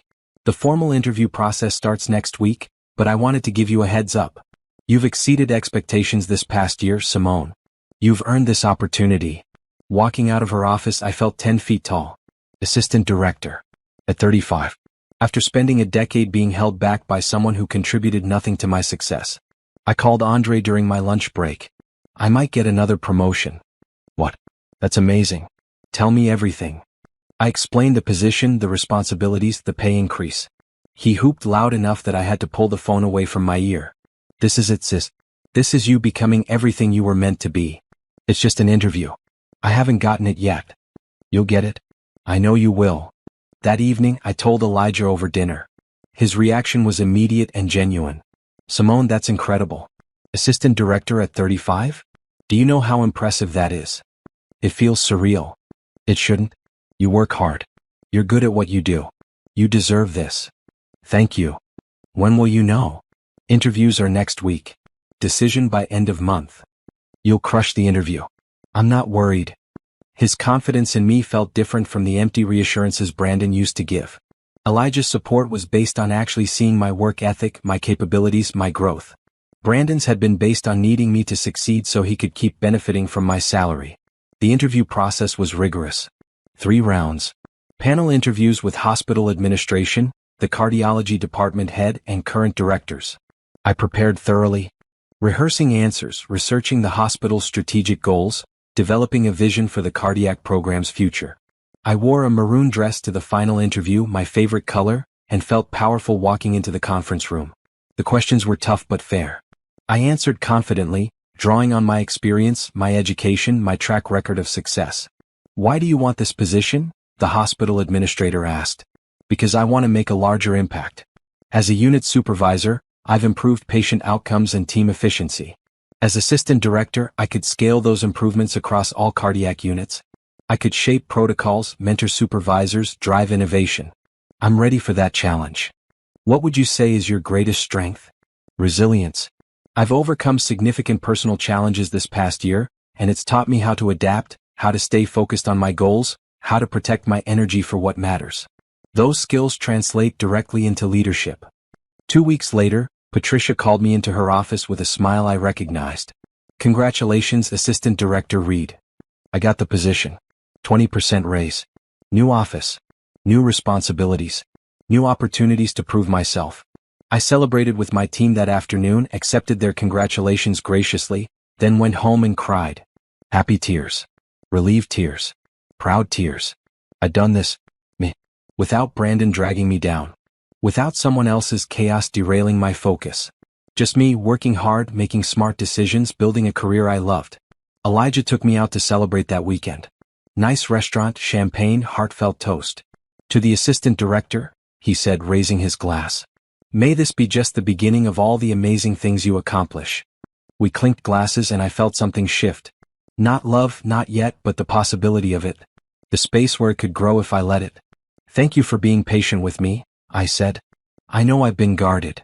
You've been healing. There's a difference. I'm starting to feel ready. For more, I mean. Yeah. He reached across the table and took my hand. No rush. I'm here whenever you're ready. And even when you're not. May brought my 36th birthday. Nicole threw me a party, inviting friends from work, from the book club, from various corners of my life I'd been rebuilding. Elijah came, meeting more of my people, fitting in seamlessly with his easy humor and genuine interest in everyone he talked to. Andre pulled me aside during the party. You look happy. I am happy. Good. You deserve it. And Elijah seems like a good guy. He is. Not like Brandon. Not at all. Then I approve. The party went late. People laughing, sharing stories, celebrating with me. A year ago, I'd been planning a wedding to someone who'd been planning to betray me. Now I was surrounded by people who actually cared about me, celebrating the life I'd built for myself. After everyone left, Elijah helped me clean up. "You don't have to do this," I said as he loaded the dishwasher. "I want to. Besides, we make a good team." We did. The ease of working together, the natural rhythm, the balance. It was what partnership was supposed to look like. "Can I tell you something?" I asked, leaning against the counter. "Always. I think I'm falling for you." He stopped loading dishes and turned to face me. Yeah. And it terrifies me." "Why?" "Because the last time I fell for someone, I lost 10 years of my life." "I'm not him, Simone. I have my life together. I pay my own bills. I respect your boundaries. I want you to succeed not because it benefits me, but because you deserve to succeed." "I know. Logically, I know that. But emotionally you're scared." "I get it. Take your time. I'm not going anywhere." I kissed him then. A real kiss, not the tentative ones we'd shared before, but something deeper. Something that acknowledged what was growing between us. "Thank you," I whispered when we pulled apart. "For what?" "For being patient. For being kind. For being nothing like him." "Those are pretty low bars to clear," he joked. "You clear them by miles." June brought my first paycheck as assistant director. The number on the direct deposit notification made me stare at my phone in disbelief. More money than I'd ever made. More than I'd imagined making at this stage of my career. I immediately increased my retirement contributions, added more to my monthly savings transfer, and started researching investment opportunities. The financial advisor I'd been working with helped me develop a long-term wealth-building strategy. "You're in an excellent position," she said, reviewing my accounts. "You've built strong savings, you have no debt, and your income is solid. If you keep this up, you could retire comfortably in your 50s if you wanted to." "Really? Really? You're doing everything right." Hearing that felt like validation. 10 years of supporting Brandon had set me back financially, but I was catching up. Building the future I'd sacrificed for someone who'd never appreciated the sacrifice. I bought my first piece of real estate in July. A small condo in a good neighborhood, something I could rent out for income or eventually live in. The closing felt momentous. My name on the deed. My property. My investment. No one to share it with unless I chose to. Elijah was there when I got the keys, champagne in hand. "To homeownership," he toasted. "To building wealth. To the smartest woman I know." We christened the empty condo with takeout pizza and plans for what I'd do with the space. Rent it furnished to traveling nurses. Airbnb it. Use it as a weekend retreat. The possibilities felt endless. "You're really doing it," Elijah said, looking around the empty living room. "Building the life you want." "I am. It feels good." "It looks good on you." By August, I'd been promoted, bought property, built my savings to $25,000, and developed a healthy relationship with someone who respected me. The contrast to where I'd been a year ago was staggering. And Brandon? I heard through the grapevine that he was still struggling. Still bouncing between couches. Still refusing to take work he considered beneath him. Still blaming me for his situation. I felt nothing. Not satisfaction. Not guilt. Just nothing. His life was his responsibility. Mine was mine. And I was finally fully living it. September brought crisp air and falling leaves, and with it, Brandon's most desperate move yet. I was leaving my condo, the one I'd been renovating on weekends with Elijah's help, when I saw the figure sitting on the front steps. Thin to the point of gaunt, wearing clothes that hung loose and dirty, hair matted and unkempt. Brandon. My first instinct was to call the police. This was a clear violation of the restraining order. But something in his posture, the defeated slump of his shoulders, made me pause. "You can't be here," I said, keeping my distance. "You know you can't be here." "I know. I'm sorry. His voice cracked. "I didn't know where else to go. That's not my problem. You need to leave before I call the police." "I'm homeless, Simone. Actually homeless. I've been sleeping in my car for months, but it finally died. I can't even afford to fix it. I have nothing. No money, no job, nowhere to stay. Then go to a shelter. Apply for assistance. Figure it out like everyone else in your situation has to." I did. I've been at shelters. You don't know what it's like. The things I've seen. The people.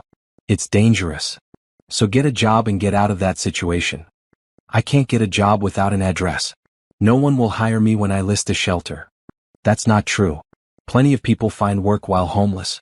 You just won't take the jobs that are actually available. He stood up slowly, wobbling slightly. I haven't eaten in 2 days. I'm sick. I think I have pneumonia or something. I can barely breathe. I just need help. Please. I'm begging you. I looked at him closely. He did look sick. Pale, sweating despite the cool weather, trembling. But I'd learned not to trust his performances. Go to the emergency room. They can't turn you away. I don't have insurance. That's not my problem anymore. You had insurance when you were with me. You chose to throw that away when you planned to commit fraud. I was stupid. I know I was. I've paid for it. Every single day for the last year I've paid for what I did. How much more punishment do I deserve? This isn't punishment. This is consequences. Actions have results, Brandon. You spent 10 years refusing to build a life for yourself. This is what that looks like. So you're just going to let me die on the street? After 10 years together? That's who you are now.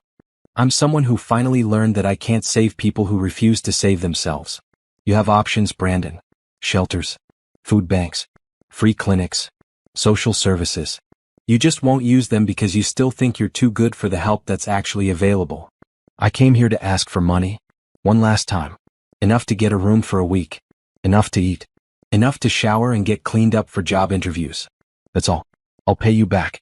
I swear I will. No. Please, Simone. I'm desperate. You're always desperate. It's your permanent state. Because you won't do the work required to not be desperate. I've been trying. I've applied to jobs. Hundreds of them. What kind of jobs? He hesitated. Management positions.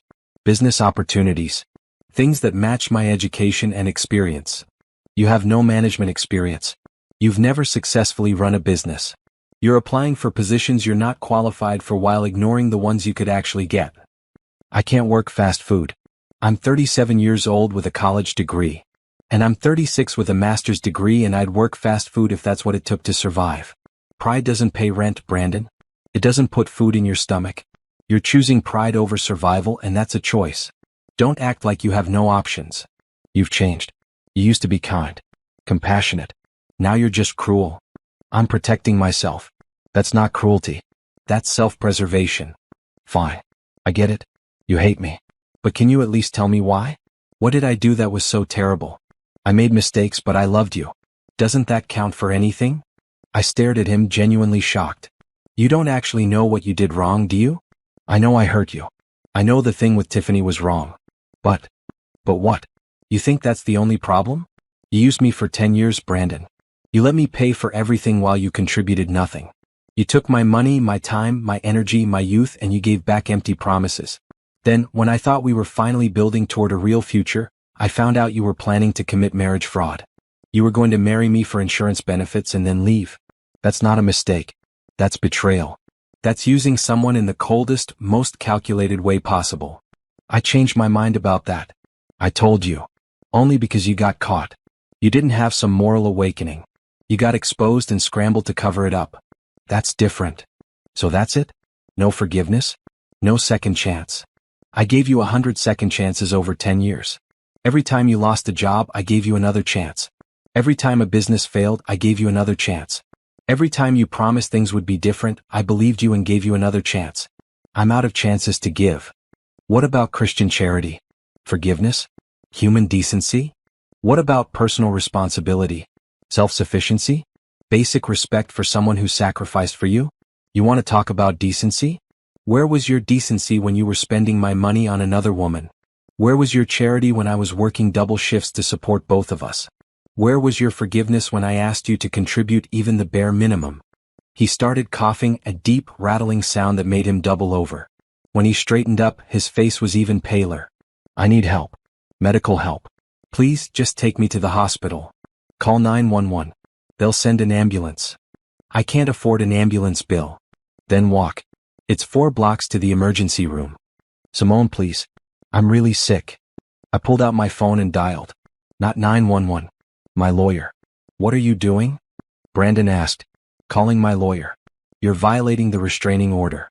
Being sick doesn't exempt you from legal consequences. Wait. Don't. I'll leave. I'm leaving right now. Too late. You came to my property. You made contact. You asked for money. All violations. Please don't do this. I can't afford more legal trouble. My lawyer answered. I explained the situation while Brandon pleaded with me to hang up. She advised me to call the police and document everything. You're really going to have me arrested? Brandon asked as I dialed 911. You did this to yourself. I have a legal order protecting me from you. You violated it. Actions have consequences. The police arrived within 10 minutes.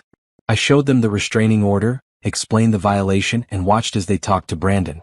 He tried to play the victim, claiming he was sick and desperate and just asking for help from someone he used to be close to. The officers weren't buying it. They'd seen this pattern before. Abusive ex ignoring court orders under the guise of desperation. You need to come with us, sir, one of them said. I didn't do anything wrong. I just talked to her. You violated a court order. That's a crime. They arrested him. Handcuffs and everything. As they led him to the patrol car, he looked back at me with such hatred that I felt it like a physical thing. I hope you're happy, he said. I hope seeing me arrested makes you feel powerful. It doesn't make me feel anything except safe, I replied. Which is what the restraining order was designed to do. They drove away with him. I called Elijah immediately. You okay? He asked. Yeah. Shaken but okay. Want me to come over? Please. He arrived 20 minutes later with food and reassurance. We sat in my condo while I recounted the whole encounter. You did the right thing, he said firmly. He violated the order. He needed to face consequences. I know. But seeing him like that, he looked terrible. That's not your fault. Part of me wonders if I should have just given him money for a room. Just to get him off the street. And then what? He'd be back in a week asking for more. You know that pattern. You lived it for 10 years. You're right. Besides, arresting him might actually help him. He'll get medical attention in custody. They'll evaluate him, treat him if he's actually sick.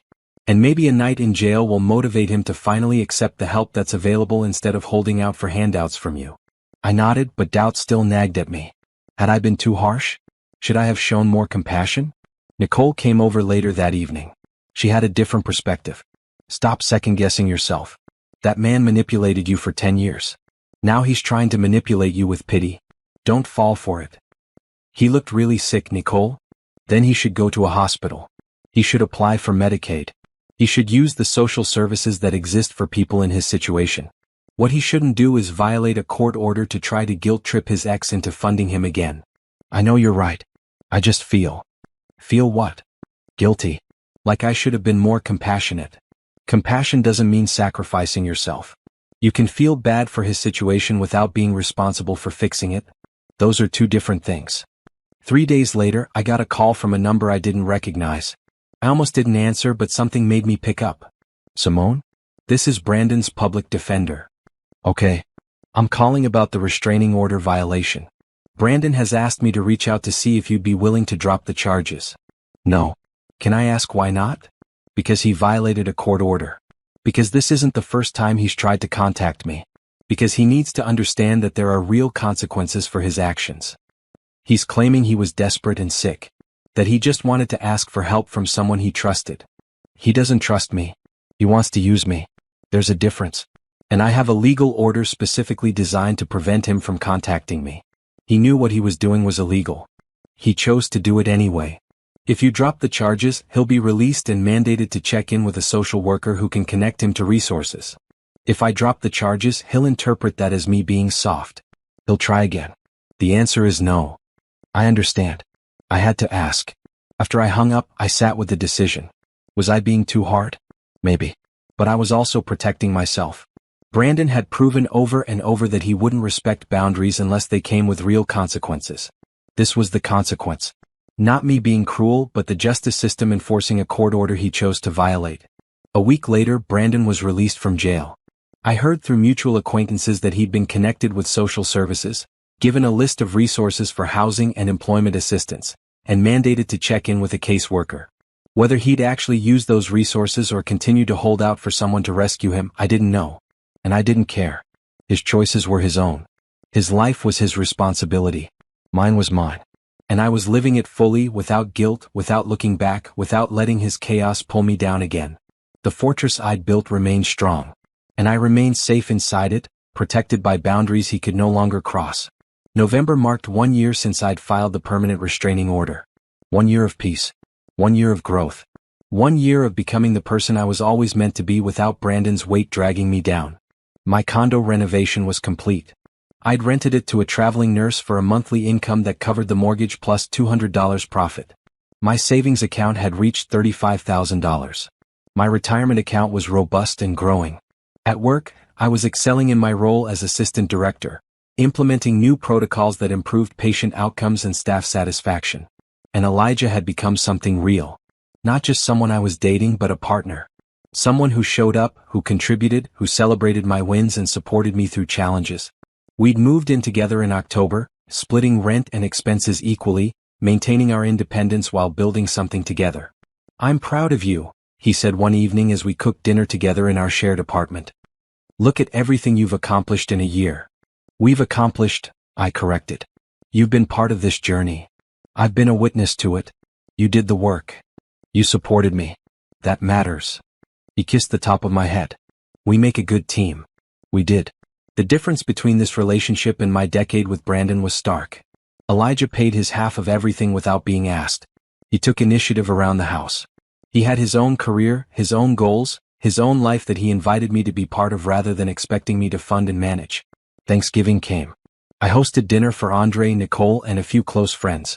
Elijah's parents drove in from Baltimore and I met them for the first time. His mother hugged me warmly and whispered, "Thank you for making my son so happy." "He makes me happy too." The dinner table was full of laughter and good food and genuine connection. Looking around at the people gathered there, I felt a swell of gratitude. This was what I'd been missing during my years with Brandon. Real relationships with people who cared about me, not what I could provide for them. After everyone left, Elijah and I cleaned up together in comfortable silence. "Your friends really love you," he said. "I'm lucky to have them. They said you're different now than you were a few years ago. Lighter. More present." I am. Brandon was draining me, and I didn't even fully realize it until he was gone. Their loss is my gain. Pretty sure we're both winning in this situation. December brought my annual performance review. Patricia and the hospital administrator both praised my work as assistant director. "You've exceeded expectations in every category," Patricia said. "Patient satisfaction is up. Staff retention is up. Efficiency metrics are up. You've brought innovation and leadership to the cardiac program." "Thank you. I love this work." "We're creating a director position for the entire cardiovascular department. I'm recommending you for it. 25% salary increase, full benefits package, leadership training opportunities." "Interested?" My heart soared. "Absolutely. The board will make the final decision in January. But between you and me, it's yours if you want it." Director. At 36, I'd gone from supporting Brandon's failed businesses to directing an entire hospital department in less than 2 years. The trajectory was dizzying. I called Andre from my car. "I'm getting another promotion." "What?" "Simone, are you serious?" "Director of Cardiovascular Services. 25% raise." Patricia basically said it's mine. "This is incredible. We need to celebrate. Proper celebration. Fancy dinner, the whole thing." That weekend, Andre, Nicole, Elijah, and I went to the nicest restaurant in the city. We ordered expensive wine and multiple courses and toasted to success. "To Simone," Andre said, raising his glass, "who proves every single day that the best revenge is living well." "To living well," everyone echoed. Later, walking through the city with Elijah, I felt like I was floating. Everything I'd worked for, everything I'd sacrificed was finally paying off. Not just financially but emotionally, professionally, personally. "Can I ask you something?" Elijah said as we walked hand in hand. "Always. Do you ever think about Brandon? About what he's doing now?" "Sometimes. Usually when someone mentions seeing him or hearing about him. But it doesn't affect me the way it used to." "What do you mean?" "At first I felt nothing. Then I felt angry when he kept trying to contact me. Then I felt guilty when he showed up looking sick and desperate. Now I just feel distant. Like he's someone I used to know, not someone who was part of my life for 10 years. That's healthy. It took a while to get here. But yeah, I think it is." "Do you know what he's doing now?" "Last I heard he was working at a call center. Entry-level position. Living in a room he rents from someone. Still complaining about his situation, still blaming me for it, but at least he's employed and housed. Good for him. Seriously. It's about time he took responsibility." Agreed. January brought the official offer for the director position. I accepted without hesitation. The salary increase pushed my annual income into 6 figures for the first time in my life. 6 figures. Me. The girl who'd spent 10 years supporting a man who refused to support himself. I updated my budget immediately. More aggressive retirement savings. Starting an investment portfolio beyond just retirement accounts. Setting aside money for a house down payment. Building wealth intentionally and strategically. You're doing it, Nicole said when I showed her my financial plan. You're building the life Brandon convinced you wasn't possible. He never said it wasn't possible. He just acted like his dreams were more important than mine. Same result. He held you back. Not anymore. February brought Valentine's Day. Elijah planned a surprise. He picked me up from work and drove to a bed and breakfast in the mountains, the same area I'd visited alone after kicking Brandon out. I remembered you mentioned loving this area, he said as we checked in. Thought we could explore it together. The weekend was perfect. Hiking, good food, sitting by a fireplace talking about everything and nothing. On our last morning there, over breakfast, he handed me a small box. It's not what you think, he said quickly. Just open it. Inside was a key. What's this? I bought a house. Small one, starter home, but it's mine. And I want you to have a key. Not because I'm assuming we'll live there, but because I want you to know you're always welcome. That I see a future with you in it. I felt tears prick my eyes. Elijah. No pressure. We can keep our separate places or we can figure something else out. I just wanted you to know where I stand. I'm committed to this. To us. Whenever you're ready for whatever comes next. I'm ready, I said. I've been ready for a while actually. I was just scared to say it. Scared of what? Of jinxing it. Of losing something good. Of repeating my mistakes with Brandon. I'm not him. You know that, right? I do. I really do. We spent the drive home talking about logistics. His house or mine? Rent both and split time? Move in together? We decided to take it slow, spend more time at his new place, see how it felt before making any permanent decisions. By March, I was spending most nights at Elijah's house. It felt natural, easy, right? We fell into routines without forcing them. Cooking together, maintaining the space together, building a life together. My condo remained rented, providing passive income. My savings continued to grow. My career continued to ascend. Everything I'd hoped for during those dark days after discovering Brandon's betrayal was coming true. One Saturday afternoon in late March, I was at the grocery store when I saw her. Tiffany. She looked different than the last time I'd seen her. Tired. Older. She recognized me immediately. Simone. Tiffany. Awkward silence. I owe you an apology, she said finally. For my part in what happened with Brandon.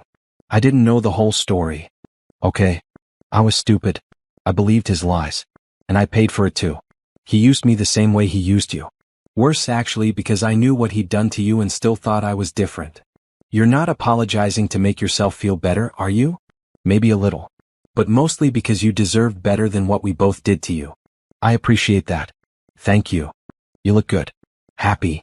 I am happy. Good. You deserve it. She walked away and I continued shopping. The encounter didn't affect me the way I'd expected. I felt no anger toward Tiffany, no satisfaction in her admission of being used. Just relief that chapter of my life was closed. April brought my 37th birthday. Elijah threw me a surprise party at his house. Friends from work, Nicole, Andre, people from my book club, even his parents. The house was full of people celebrating me, not what I could do for them, just me. Speech. Someone called out. I shook my head, but Elijah handed me a glass and everyone quieted down. I'm not good at speeches, I started. But I want to thank you all for being here. 2 years ago, my life looked very different. I was in a relationship that was draining me, working hard but not building anything for myself, feeling stuck. Then I made the hardest decision I've ever made. I chose myself. And everything changed. People nodded, some who knew the full story, others who'd only heard pieces. I'm not telling you this to be dramatic. I'm telling you because I want you to know that it's never too late to choose yourself. It's never too late to walk away from situations that don't serve you. It's never too late to build the life you actually want. Thank you for being part of my new life. Thank you for celebrating with me. And thank you for showing me what real friendship and support look like. The room erupted in cheers and applause. Elijah kissed me. Andre hugged me. Nicole whispered, I'm so proud of you. Later that night, after everyone left, Elijah and I sat on his back porch looking at the stars. You're amazing, he said. You know that, right? I'm just living my life. You're thriving. There's a difference. I guess I am. Any regrets? About Brandon, I mean? Only that I didn't leave sooner. But even that's not really a regret. I left when I was ready. That timing was right for me. And now I'm exactly where I'm supposed to be. He took my hand. Me too. The year continued its upward trajectory. Promotion after promotion. Savings milestone after milestone. Relationship depth after relationship depth.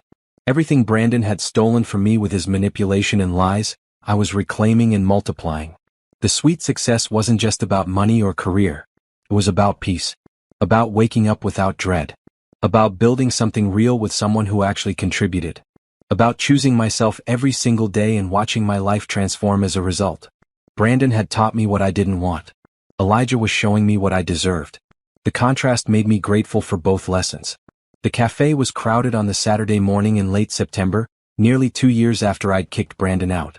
I was meeting Nicole for brunch, running a few minutes late because Elijah and I had been looking at houses. Real houses. The kind you buy together, plan a future, and maybe raise a family. I pushed through the door, scanning for Nicole's familiar face, and stopped dead. Brandon sat at a corner table. Alone. Hunched over a cup of coffee, wearing a faded green jacket that looked like it had seen better days. His hair was shorter now, neatly trimmed. His face had filled out a bit from the gaunt look he'd had when he'd violated the restraining order.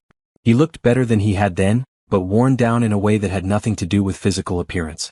He hadn't seen me yet. I could leave, find Nicole at a different spot, avoid this encounter entirely.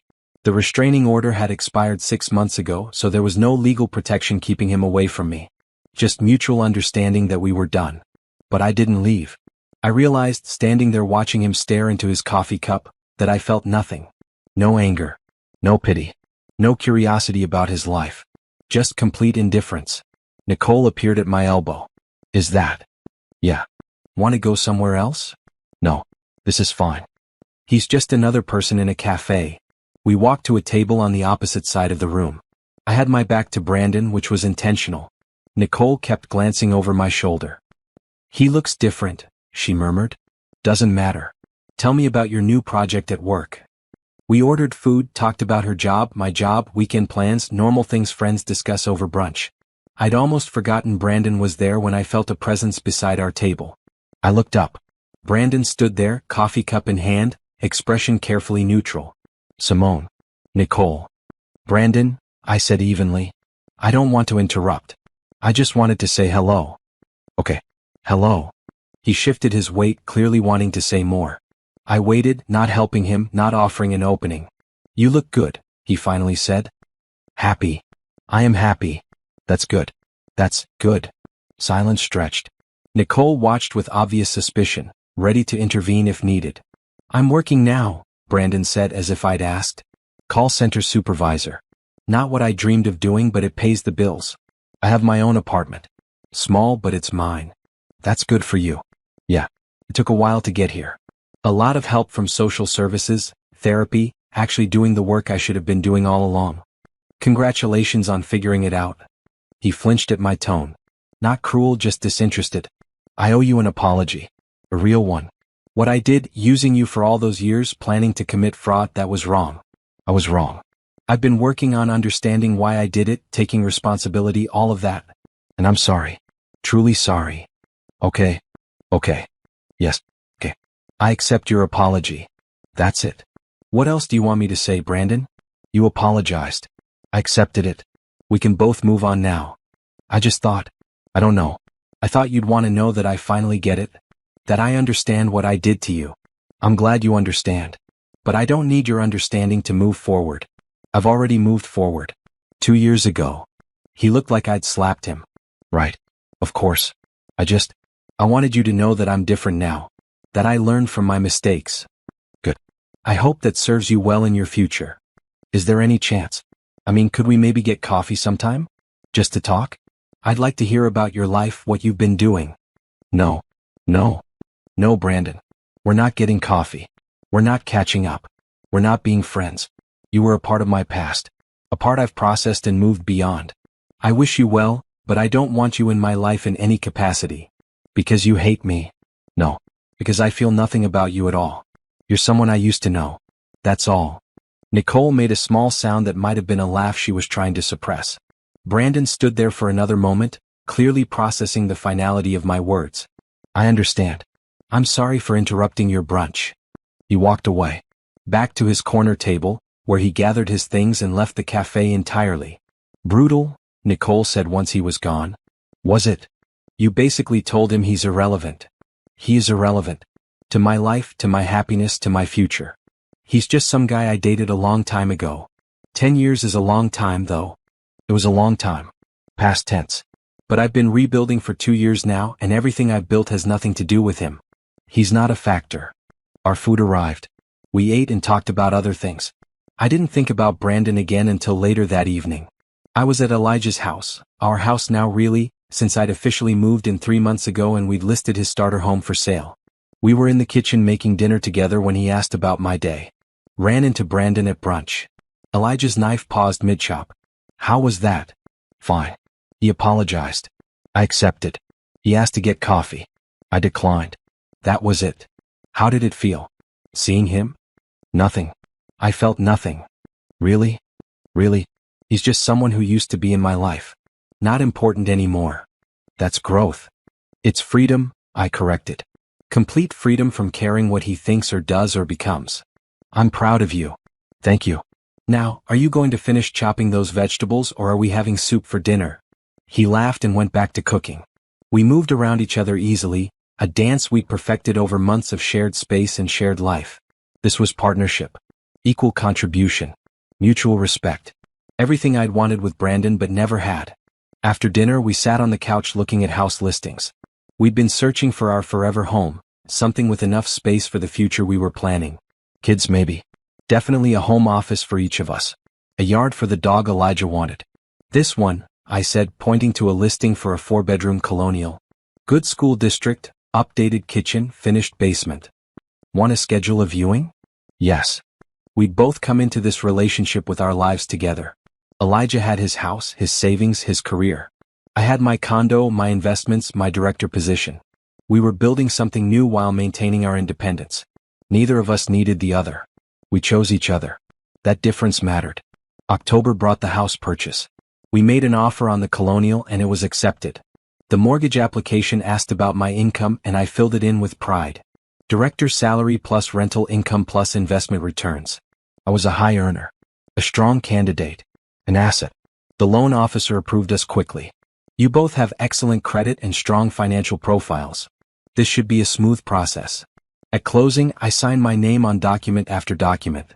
Legal ownership of real estate. A home I'd purchased with someone who contributed equally. My signature next to Elijah's, both of us building this together. Congratulations, the realtor said, handing us keys. Welcome to home ownership. We drove to the house, our house, and walked through the empty rooms making plans. Home office here, Elijah said, pointing to a sunny room overlooking the backyard. Guest room here for when Andre visits. Nursery? He pointed to a smaller room. Eventually. He kissed me. Eventually sounds perfect. We spent the rest of the day measuring rooms, planning furniture placement, dreaming about the life we'd build here. 2 years ago, I'd been planning a wedding to a man who'd been planning to use me. Now I was planning a future with a man who wanted to build alongside me. November brought Thanksgiving. We hosted at our new house. Andre, Nicole, Elijah's parents, friends from work, all gathered around our dining table. I looked around at the people who'd supported me through the hardest time of my life and felt overwhelming gratitude. I want to make a toast, I said, standing with my wine glass. 2 years ago I was in a very different place. Scared, hurt, angry, unsure if I'd ever trust anyone again. But I had people who supported me, who reminded me of my worth, who celebrated my growth. Thank you for being those people. I looked at Andre. Thank you for coming over that first night and helping me pack up Brandon's stuff. For changing my locks. For always believing I deserved better. Then at Nicole. Thank you for the tough love and the gentle support and for introducing me to Elijah. Then at Elijah. And thank you for being patient. For being partnership. For being everything I didn't know I was allowed to want. Everyone raised their glasses. To new beginnings. To choosing yourself. To freedom. We drank. We ate. We laughed. This was family. Chosen family. People who loved me for who I was, not what I could provide. December brought unexpected news. I was at work when Patricia called me into her office. The board approved a new position. Chief Nursing Officer for the Cardiovascular Division. System-wide role. You'd oversee all cardiac programs across our network of hospitals. Significant salary increase, comprehensive benefits, leadership development opportunities. Interested? Very interested. I thought so. The interview process starts in January. You're my top recommendation. Chief Nursing Officer. 3 years after kicking Brandon out, I was being considered for a C-suite position. The trajectory was almost unbelievable. I called Andre on my way home. Remember when Brandon said I'd never amount to anything without him? I remember you never said that, but he definitely implied it. I'm being considered for CNO of Cardiovascular Services. System-wide. Andre screamed. Literally screamed into the phone. Simone. That's incredible. I know. This is everything. This is the universe proving that leaving him was the best decision you ever made. The universe and 2 years of hard work. Both can be true. That evening, Elijah cooked a celebratory dinner. CNO Reed, he said, testing how it sounded. I like it. I haven't gotten it yet. You will. You're the most qualified person I know. Biased. Accurate. The year ended with me and Elijah hosting a New Year's Eve party at our house. Friends and family counting down to midnight, celebrating not just a new year but new chapters in all our lives. As the countdown started, Elijah pulled me aside to the quiet hallway. I have something for you, he said. We said no gifts. This isn't a gift. It's a question. He pulled out a small box. My heart stopped. I know we've talked about taking things slow. And we can still do that. But I also know what I want, and what I want is a life with you. Officially. Legally. Forever. He opened the box. A simple diamond ring, elegant and perfect. Simone Reed, will you marry me? I started crying. Happy tears. Overwhelmed tears. Yes. Yes, of course yes. He slid the ring on my finger. We kissed as midnight struck and cheers erupted from the living room. 10, 9, 8. We walked back to the party hand in hand. Nicole saw the ring first and screamed. Then Andre. Then everyone was crowding around us, congratulating us, celebrating with us. I can't believe you're engaged, Nicole said, hugging me tight. Me neither. 2 years ago I was ending a 10-year relationship. Now I'm starting a new chapter. That's how it works. Sometimes you have to end something wrong to begin something right. The party continued late into the night. People laughing, dancing, celebrating. I stood in the kitchen watching it all, my ring catching the light, my heart full. Elijah found me there. Happy. Completely. No regrets. Only that I didn't meet you sooner. But then again, I probably wasn't ready for you sooner. I needed to learn all those lessons with Brandon first. So he served a purpose after all. Yeah. He taught me exactly what I didn't want. Made it crystal clear what I do deserve. In a weird way, I should thank him. Let's not go that far. I laughed. Fair. January brought the CNO interview process. Multiple rounds. Panel interviews. Presentations. Strategy sessions. I prepared thoroughly and performed excellently. February brought the job offer. Chief Nursing Officer. 40% salary increase. Comprehensive benefits. National leadership role. Everything I'd worked for. I accepted immediately. March brought wedding planning. Small ceremony, just close friends and family. Nothing extravagant. Just real and meaningful in us. April brought the wedding itself. I wore a bright blue dress instead of traditional white. Elijah wore a maroon suit. We exchanged vows we'd written ourselves in a garden surrounded by people we loved. I promised to choose us every day, I said. To contribute equally. To build together. To support your dreams while pursuing my own. To be a partner in the truest sense of the word. I promise to respect your independence, Elijah said. To celebrate your success. To share the load. To love you not for what you can give me but for who you are. To be worthy of your trust. We kissed as husband and wife. Started our forever right there in that garden with those people witnessing our commitment. The reception was joyful. Dancing and laughter and terrible speeches from Andre that made everyone cry laugh. Nicole caught the bouquet and declared she was retiring from dating. As the evening wound down, I stood on the edge of the dance floor watching my husband talk to his parents, my brother dancing with Nicole, our friends celebrating our happiness. This was what I'd been missing all those years with Brandon. This feeling of being truly seen, truly valued, truly partnered with. A year ago, I'd run into Brandon at that cafe. He'd apologized, asked for coffee, tried to insert himself back into my narrative. I told him I felt nothing and it was true. Now, standing at my own wedding, married to a man who loved me as an equal, I realized I felt something about that decade with Brandon after all. Gratitude. Not for him but for the lessons. For learning my worth. For discovering my strength. For understanding that sometimes the best thing you can do for yourself is walk away. Brandon had taken 10 years of my life. But I'd taken those years back. Transformed them from wasted time into lessons learned. Used them as fuel to build something better, stronger, real. The DJ played our first dance song. Elijah held out his hand and I took it, stepping into this new life, this new chapter, this new version of myself that had been forged in the fire of choosing myself. I was free. Fully, completely, permanently free. Not just from Brandon but from the person I'd been when I was with him. The person who sacrificed without receiving. The person who believed love meant suffering. The person who didn't know her own worth. That person was gone. In her place stood someone stronger. Someone who knew what she deserved. Someone who built her own empire and invited the right people to help maintain it. As we swayed to the music, Elijah whispered, "What are you thinking about?" How far I've come. How good this feels. How grateful I am for every choice that led me here. Even the hard ones? Especially the hard ones. He held me closer. We kept dancing. The night stretched on, full of promise and joy and the absolute certainty that I'd made the right choices. I'd cut Brandon off completely. Severed every financial tie. Enforced every boundary. Chose myself relentlessly. And in doing so, I discovered who I was meant to be. Director.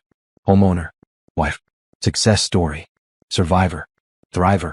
The girl who'd spent 10 years funding someone else's dreams had become the woman who built her own empire. The fortress I'd constructed wasn't made of walls, but of self-respect, boundaries, and the absolute knowledge that I was enough. More than enough.